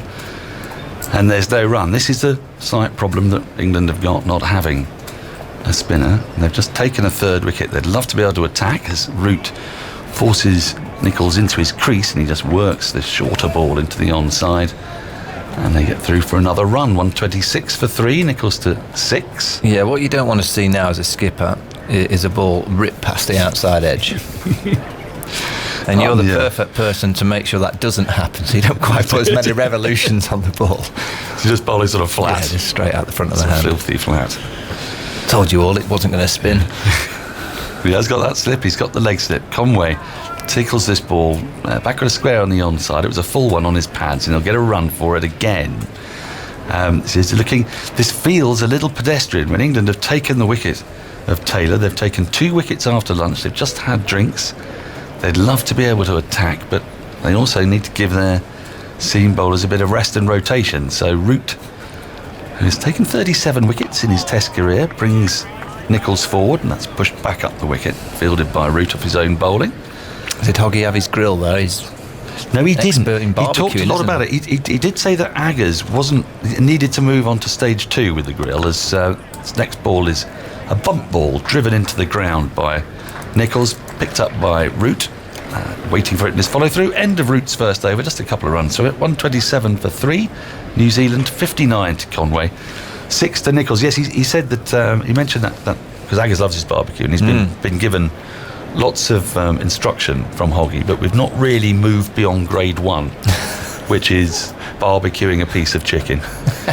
So he's trying to introduce him to some of the more subtle refinements that this magnificent grill can do. Andy, you look like you were about to get your microphone ready. On Joe Root's bowling, 37 wickets, as you mentioned, 20 of them left-handers. He averages 27 to left-handers and 61 to right-handers. Does he still have the highest bowling average for a man who's taken over 30 wickets who has a higher batting average? In other words, is he the most expensive all-rounder in world cricket? Because I think Steve Smith and Kane Williamson and he were all vying for that job of most expensive all-rounder. Do you want to check that one out? You look like you were at a loose end, Andy, that's all. Mark Wood is coming in from the pavilion end. He's replacing Robinson, and he's not bowled for the pavilion end yet. And his first ball is fast and is not taken cleanly by Bracey, who's not had a poor time behind the stumps, but you can tell he's not quite, to say the least, the finished article with the gloves. at the moment. In fairness to him, that ball did bounce in front of him, went through very low, but he wasn't able to take it, and they get through for a bye, 128 for 3. Yeah, no, Mark was got the trajectory of a skid. He skims the ball down, but that ball did bounce through once to James Bracey. Short leg in place, square leg on the boundary for the miscued hook shot, fine leg. Just the boundaries are in, aren't they? By a good. They are in. 10 or 15 yards from normal. They're in quite a lot. Here is Wood. Round the wicket, bouncer. And Nichols just nods his head underneath that. It goes through to Bracey. Andy.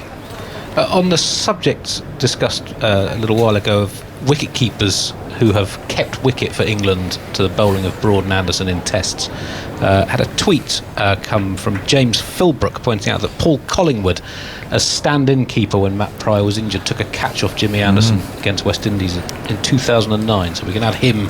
So it's 11. Yes, 11, right? In terms Okay. of players selected as keepers, it's 10. So thanks for that, James. No, that's a very fair point. Wood turns and hurtles in to Nichols, and Nichols lets this one go by outside the off stump again. Low, poor old Bracey. I mean, Lords is not the easiest place to keep, in fairness, so it's not an easy place to judge Bracey's keeping skills at. And his bowlers aren't helping him enormously at the moment. The ball's just dying. Just dipping on him, isn't it? That dips again in front of him, just to the left. Dipping a bit more, it feels, from the pavilion end than from when the bowling's from the nursery end at the moment. The sun's come back out. There is high cloud, but it's a warm day, but there's a gentle breeze. The flags are fluttering, and the crowd's making that satisfied post-lunch hum as Wood is in. That's full, pushed up to mid-on. There's no run. You can watch the 3 wickets that have fallen and today's other highlights now on the BBC Sport website. Go to the text commentary on the cricket section where the marvellous Amy Lofthouse is on duty, and you'll find video clips throughout the day. And from 7 p.m. tonight, you can see the highlights on BBC Two in Today at the Test, featuring pretty much everybody here on the Test Night special team, apart from me and you, Andy, but yeah. And Vic. But it probably means we get to go earlier, doesn't it? And arrive later. Yeah. I'm not complaining. Wood in. It's full, driven without timing, up to mid-off by Nichols. And again, there's no run. What did you make of Conway and the way he played Wood's opening spell? He got a couple in short at him. It seemed to me he didn't look too comfortable with that. Well, I think it was the fact that they were dug in short and they didn't get up. Hit him on the right shoulder twice. He didn't take his eye off the ball, really, kind of just ducked down and let it a bit Brian Close like. He just let the ball hit him. I've seen a bit of him in white ball cricket, but he's impressive. He just looks like a run scorer. He just looks like he knows his game inside out. Wood in, shorter, up on his toes. Goes Nichols, plays back up the wicket. Wood fields off his own bowling, 128 for 3 New Zealand. They have lost a couple of wickets since lunch. They're rebuilding. But Devon Conway on 59, you really would not know he was playing his first test. There's not a semblance of nerves that are visible at any rate. No, I mean, he just looks like he's got a game that for many, many years, forget the standard, he's scored runs. You go back to South Africa, he used to score runs for fun, and obviously now he's gone over to New Zealand, he's done exactly that. To get a triple century in any format of the game, and he's got a big triple century in first class cricket. It just tells you he obviously can play and can bat long periods of time. And you can see it straight away that he just has a game plan. Got good balance, plays the ball late, leaves well. Pretty much the perfect ingredients to score runs at this level. There's a little ripple of applause. I don't know what that was for. I don't think it was for Adam Mountford's triple century. You did say a triple century in any form of the game, as Root is in, and that's full on the pads, worked around the corner. There is a leg slip, but Conway got that little squarer, and as a result, picks up another run. He moves to 60, 129 for 3. I mean, I've never been quite sure of the provenance of this Adam Mountford triple hundred. We may come back to that. It's full by Root and pushed into the offside by Nichols, but straight to short extra cover, and there's no run. Root in the attack as England look to rotate their seamers, give them a little bit of a breather in this post-lunch session. Root in again. Down the wicket comes Nichols and pushes to mid-on. Gets a single because mid-on Jimmy Anderson is quite deep there. He makes a sprawling stop, but can't prevent the single. Nichols to 7. Conway has 60, 130 for 3. Michael Vaughan has departed. And Jeremy Cody has replaced him as Root is in. That's tossed up a little bit fuller, and Conway defends into the onside, and there's no run. This must be feeling lovely for Devon Conway, isn't it? He's on debut at Lord's, 16 odd out, good pitch, warm day, and Joe Root is bowling is slightly better than part-time off-spin at him. Full again, driven, and through the gap on the offside. He'll pick up just the one for it though, as Wood comes in off the boundary, sweeping to collect one more to the total, 131 for 3. It's all feeling a little bit easy and relaxed at the moment, Jeremy. Not really a surface to encourage the slower bowlers.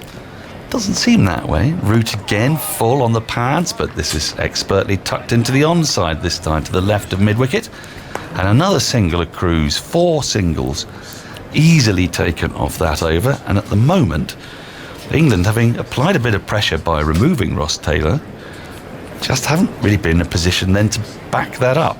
And that's, I think, what will disappoint them a little bit. When Robinson got Taylor out, they might have thought, well, if we can get another couple here, we could really turn the tables. But they're having to resort to Root, Jeremy. Well, it means, of course, if there's no spin, it's just slow bowling, isn't it? So rather than spin, so New Zealand have a little bit of a breather. I mean, it's been fascinating cricket, I think, since lunch. New Zealand probably winning that first session, 1 for 85 off 25 overs. But as soon as the cloud came in, Broad and Anderson got the ball to swing after lunch. Williamson made a defensive error. Taylor looked tortuous, I thought. Wood scurries in from the pavilion end, starts a new over. Brisk delivery, 92.5 miles an hour, goes through to the keeper Bracey, well left alone by Nicholls. There's no run. And on borrowed time, really. Always gives you the impression at the moment, Ross Taylor, I mean, he's got he's worked such a lot of credit in his bank, hasn't he, for New Zealand? Leading run that you give him a crack, don't you? Yeah. But he's always looking at the ball from a heavy head on the offside. So you tend to be going at the pads. Anything straight he feels he can get a bat on it. Well, he missed one finally and was palpably LB. Here comes Wood again, round the wicket. And up on his toes goes Nicholls and just works this really well up to mid-on. There's no run. Of the 5 New Zealand batters we've seen today, it's the only one who's pushing at the ball. The other 4 have waited for it. They've played late. They've looked in complete control until they've got out, of course. I mean, as you say, Williamson's defensive error was a little bit uncharacteristic. It's a shot you would never have expected to get out of that. Well, he struggled, I thought, today a little bit more, Williamson. I thought some good bowling from Robinson at him just prior to lunch, and then certainly after lunch from, as I say, Broad and Anderson, and then Robinson came in as well. Wood into Nicholls, who again lets it go by. He's left brilliantly today so far, as Henry Nicholls. He's not felt the need to chase the ball, and England are a bit frustrated here, because if he's not going to go after it and then they can milk 4 singles and over off Joe Root, then that hard-won position is just slipping away again from them. Well, I thought that they brought themselves back into parity with those 2 major wickets, Williamson and Taylor. But now you sense with the sun coming out a little more, and the cloud sort of just a little higher, I think. Yes, definitely a little higher. Here is Wood. Nicholls defends really solidly, straight back up the wicket, full face of the bat, fullish ball, rapid ball, another 92.8 mile per hour delivery, but it's not yet happening for Wood. You know, and Conway is doing such a good job for New Zealand, isn't he? They're expecting a lot of a guy on debut, but he's just absorbing a lot in the legs from the Englishman. You can see why they would expect, because he doesn't look remotely as if he's, as I said before, it doesn't look like he's on debut. It looks like he's been out there for years and years, as Wood is in. And Nicholls just gets up on his toes again, defends into the ground, picked up at short leg. Ollie Pope with the lid on there, just in front of square field. So there's no run, 132 for 3. You can't you can't decry the effort and the industry of Wood, can you? Just running in so hard from that pavilion end, and hurled himself off his feet a couple of balls ago, so he looked up and saw the response of the batsman from the ground. And there he almost lost his footing as well, so he's really having a go. And that the bat pad, who's probably 5 metres away, is a good position. Here's Wood to complete his over. Nichols clips beautifully along the ground with great timing to the wide mid-on fielder, but finds him, and there is no run to complete the over. Was that a maiden? It was, thank you. 132 for 3. New Zealand. Conway has 61. Henry Nichols has 8. We've had 46 overs. More thoughts from Jeremy Coney, and then it'll be Jonathan Agnew to take you up to tea. So I think it's been a compelling section of play today. That first maybe 15 to 20 overs after lunch, where England have held sway, got a couple of wickets, got themselves back into the game. It's just reduced that pressure on New Zealand of bringing Root, and Wood is trying his best from that pavilion end, but there are singles on offer to the New Zealanders now that Root is bowling, just tucking it leg side, pushing it through quite a generous gap on the offside as well. So there are singles that when Root doesn't quite get it right, it would be very disappointing for the batsman who got out at this phase. I think Root's on as much trying to do something about the over rate as much as anything else. He bowls now and brings Conway forward, and Root feels, look at that, there's still 44 overs left and we're 20 minutes from tea, so it'll be a full 6:30, and they have to bowl pretty quickly to get the allotted overs in. Root again trots in from round the wicket, bowls very full, driven by Conway to mid-on, stylish looking stroke. Anderson fields, and there's no run. So Root's conceded 6 so far. I don't think he'll get 5 for 8 again, as he did an Ahmedabad, of course, during the winter. Played off the front foot out to mid-wicket. Extraordinary spell. He bowls quite well on turning pitches, doesn't he? It did turn a lot. 5 for 8. Yes. Like schoolboy stuff. Amazing. We tend to josh a bit about his bowling, and I have to keep very quiet after that one. And he comes again round the wicket, and that's played away off the front foot out to cover. And there's no run. He occasionally throws in the occasional leg spinner as well. But both Ahmedabad and also, of course, it was Port Elizabeth, I think, the previous winter, he got a stack of wickets too. Then he goes again, trotting in, bowls outside the off stump. Conway reaches for it and drives carefully out to cover. Broad's loosening up down here in front of us. Maybe Wood is now burned out. He's certainly given it absolutely everything, as always. But nothing today to show for it as Root bowls. There's an arm ball. There's swing too. Just drifted into the left-hander, brushed it off his pads. I think about the second, but they won't get it, as that's picked up in the deep by Robinson. And one more, so 133 for 3. Conway 62. Nichols has 8. Just tuning our way for the first time. New Zealand won the toss, chose to bat, as I'm sure everyone would have done today. It's a lovely day, very good-looking pitch. England decided not to include Jack Leach, so they come in with 4 quick bowlers plus Joe Root, and the openers Latham and Conway put on 58 together, played very well. Robinson got his first wicket when Latham got a pretty thick inside edge and pulled the ball into his stumps, but joy for Robinson, his first test wicket in his 4th over. Latham out for 23. Williamson was dismissed, bowled by Anderson, again off quite a lot of wood of the bat, in fact almost the face of the bat. It hit the bat and rolled backwards. Yeah, it was the face, yeah. It's like one of those back spinners in snooker, really.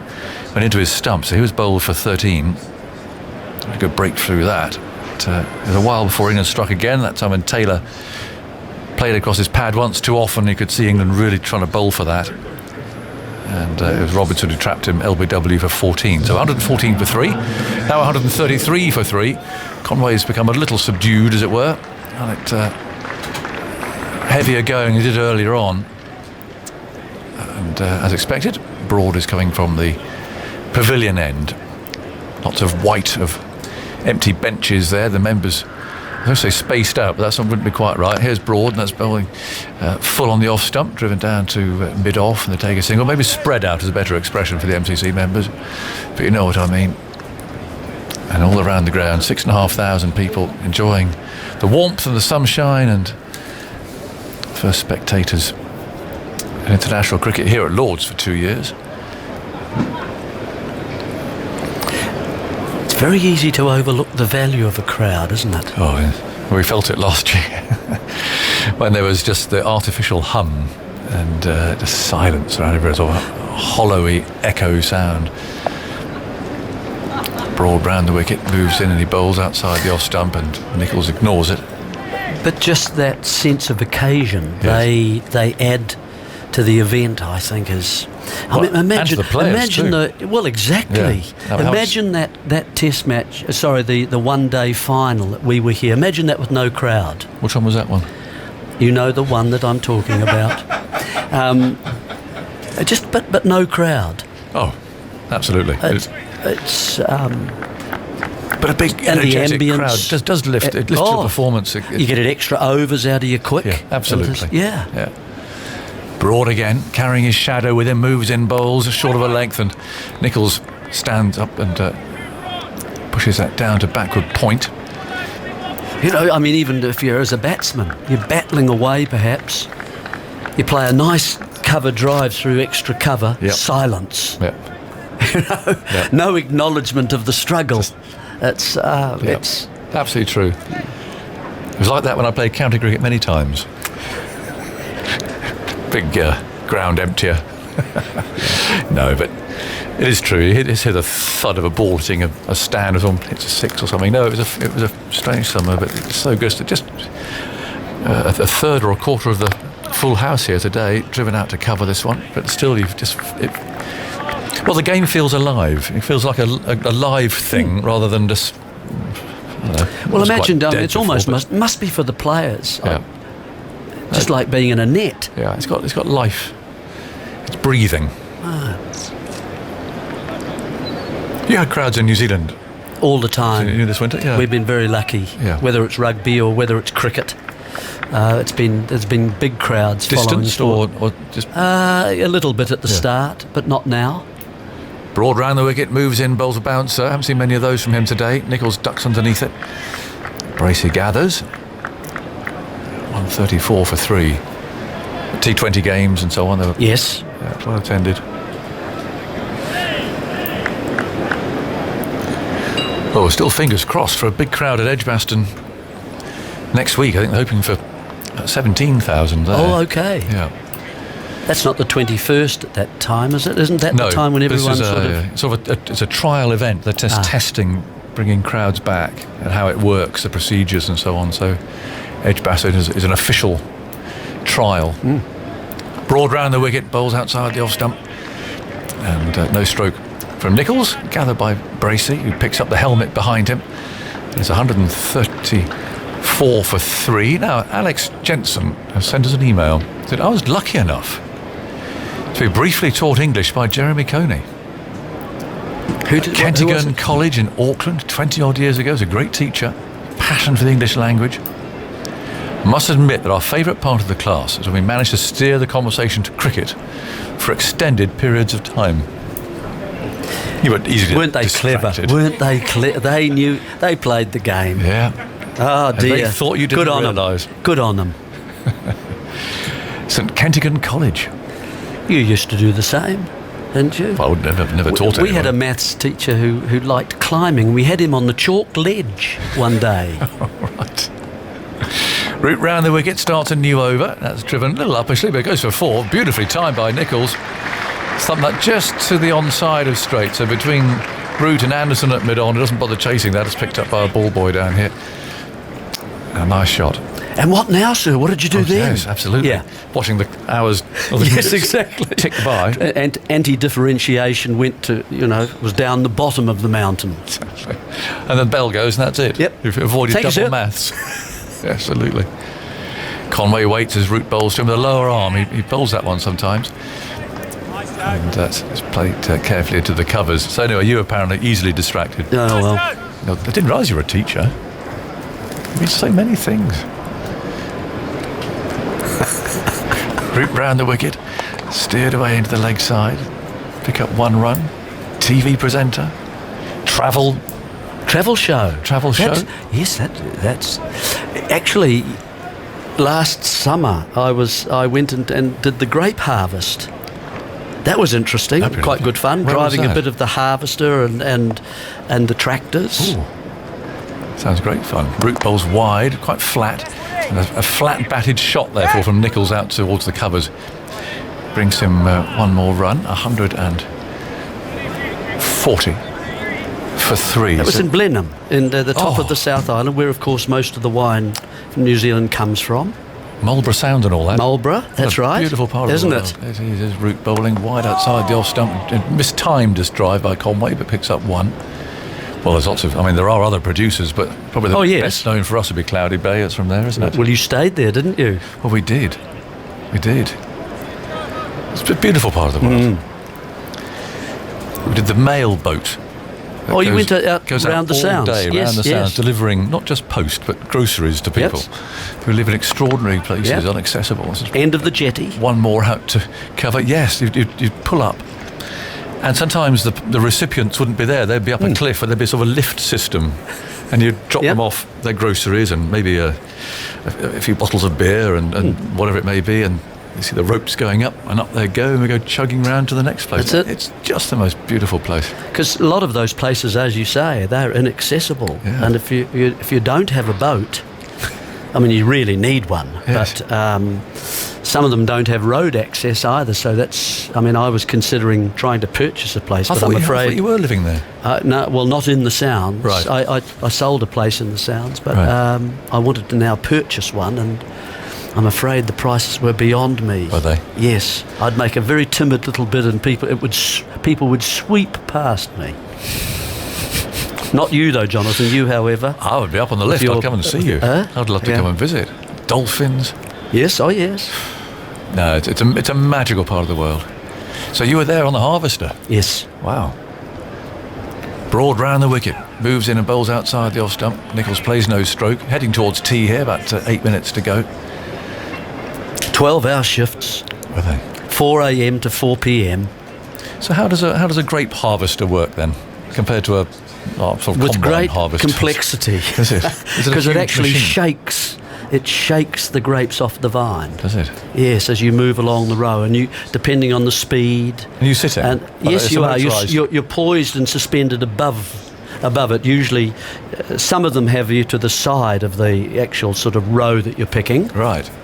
Broad outside the off stump. There's no stroke from Nichols. The ones that I was on had them just directly above the line, so you can see yourself. And this, you judge the speed at which, depending on the terrain, whether you're going up and down or So, but they're quite craggy things, vines, aren't they? So yes, they are. Not just like mowing down a cornfield. No, not at all. Yeah. But then, of course, then also you fill your 2 bins. That goes through, and it drops all the leaves very cleverly. It takes all the leaves out as well. It's a terrific machine. Wow. Broad on his way, bowls outside the off stump, and there's no stroke. That keeps it a little bit low as Bracey gathers that, moving to his left.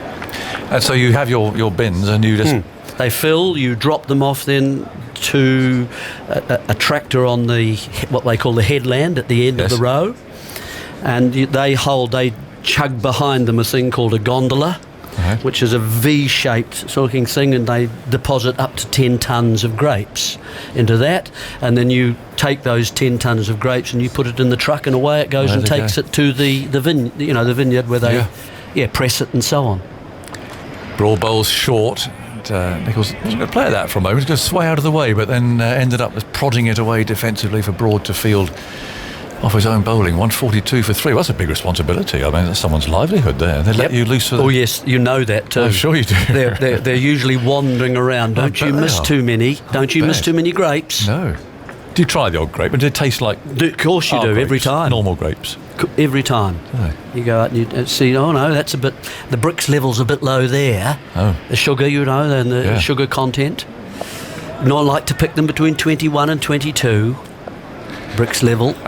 Right. There's Broad bowling, played off the front foot by Nicholls, this time down to mid-off. It's a beautiful sight of vineyards laid out. Somewhere, especially when it's quite arid around, like in Australia, at the Barossa, where it's so brown and scorched, but then these vineyards, beautiful green, stand out on the hills. Yep.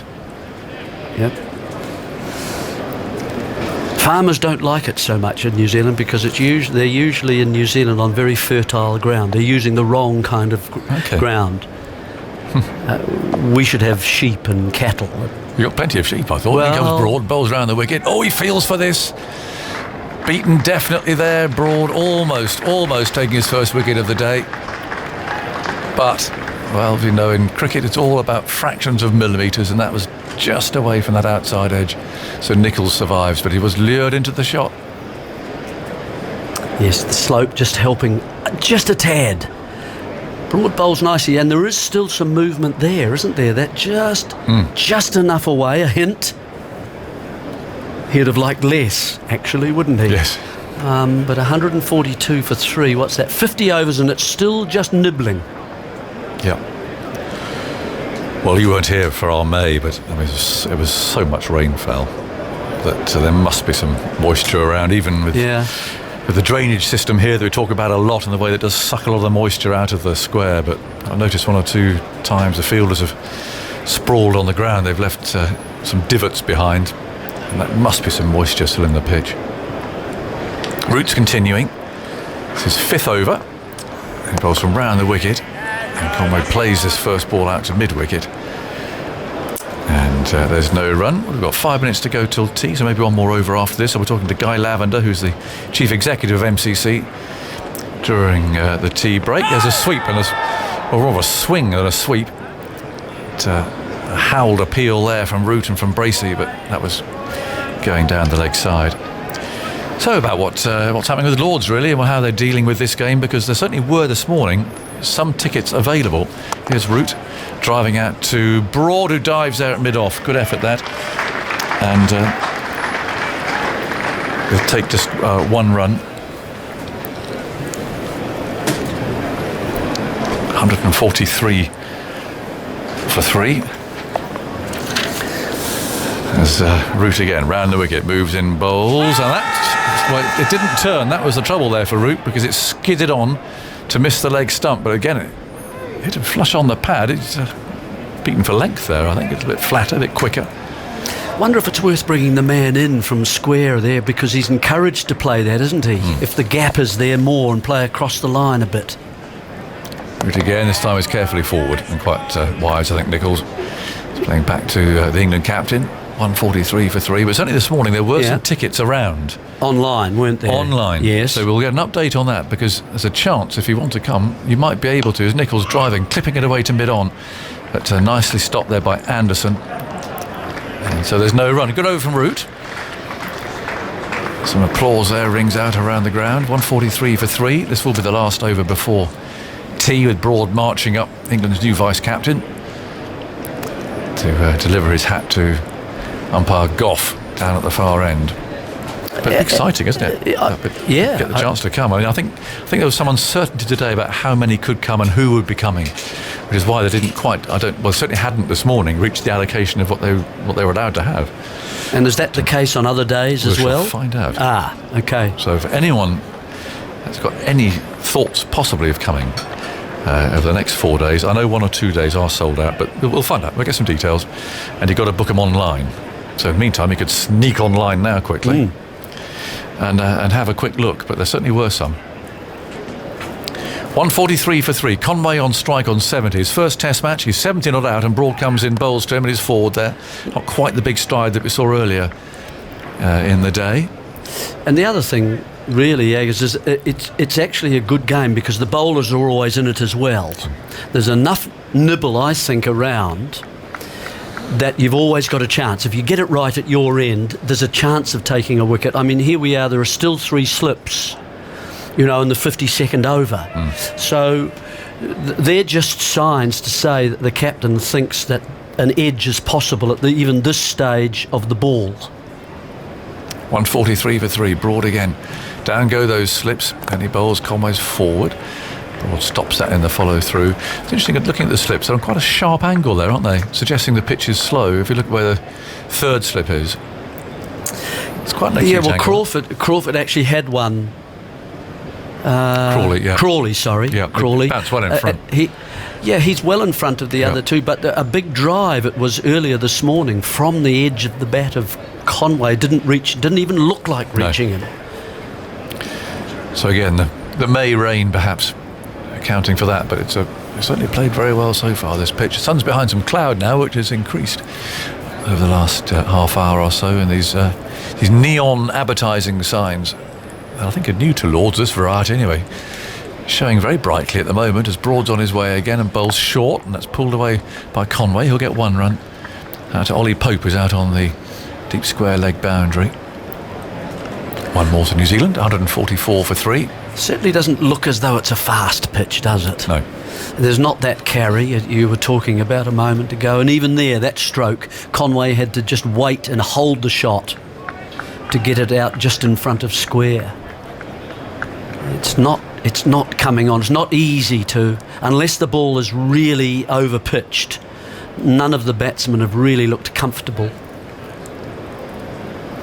Even those short ones from Wood earlier today. 3 balls remain. Broad is there now, bowls outside the off stump. Left-handed Nichols raises that bat again, and through it goes to Bracey, wearing number 90 on his back.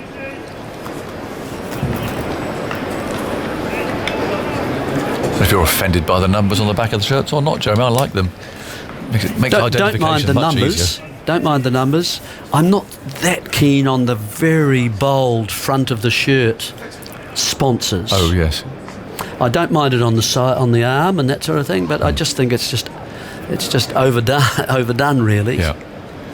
In comes Broad, bowls outside the off stump, and it's collected by Bracey. I think the numbers are a great thing for spectators. They're in the stands, see who they are.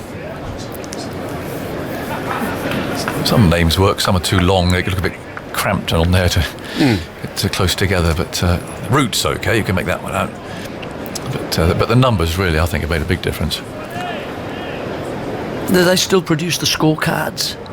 You know, that they used to the proper old Lords in the ones. days of yore? Well, I would like to say yes. Because then you can put the numbers on them, you see, and it makes sense, doesn't it? Yes, I think they do here still. There's a little printing room down at the back of the tavern. Well, let's hope the redevelopment plan includes that room. Well, I hope so. It's been there a long time. They're very distinctive scorecards, aren't they, the Lords ones? Here's the last ball of the afternoon session. Broad bowls it. It's played defensively, carefully by Nichols, who scrapes a couple of times at the crease, prods at the pitch, and then heads off for a cup of tea. And he'll be satisfied. He's 10 not out. Conway's 71 not out. He's battered all day. Playing, as we keep saying, his first test match. A bit calm, it's been a patient innings. I think we were expecting perhaps a bit more at the start, way of run rates and scoring rates and so on from Conway, but he's really cementing his place here now, playing very carefully, building on the good start that he had with Latham. They put on 58 together for the first wicket. For Latham was bowled by Robinson off an inside edge for 23. Williamson didn't look very comfortable, if we're honest. He never really looked settled. Bit of a scratchy start, and then he was bowled by Anderson the first over after lunch, basically off the middle of the bat. It was a quite an unusual one. He played the ball so late that actually the ball ended up going backwards after the ball was played into the pitch, off the face of the bat, and went into his stumps. So the captain out for 13. That was 86 for 2, an opening there for England. 114 for 3, and Ross Taylor played around his front pad. It was LBW to Robinson, giving him his second wicket for 14. That was 114 for 3. But now at tea, and with maybe how many screens to choose from, not a single one showing the score. So I'm going to go manual. 144 for 3, showing on the old box down there. That's what we like to see underneath old Father Timer. Not a single screen showing the score, Andy Zoltzman, which was a bit of an issue when you're trying to give the score. Bowling figures. Bowling figures, Anderson 1 for 31, Broad none for 33, Ollie Robinson 2 for 25 on debut, Wood none for 27 from 10 rapid overs, and Root none for 60.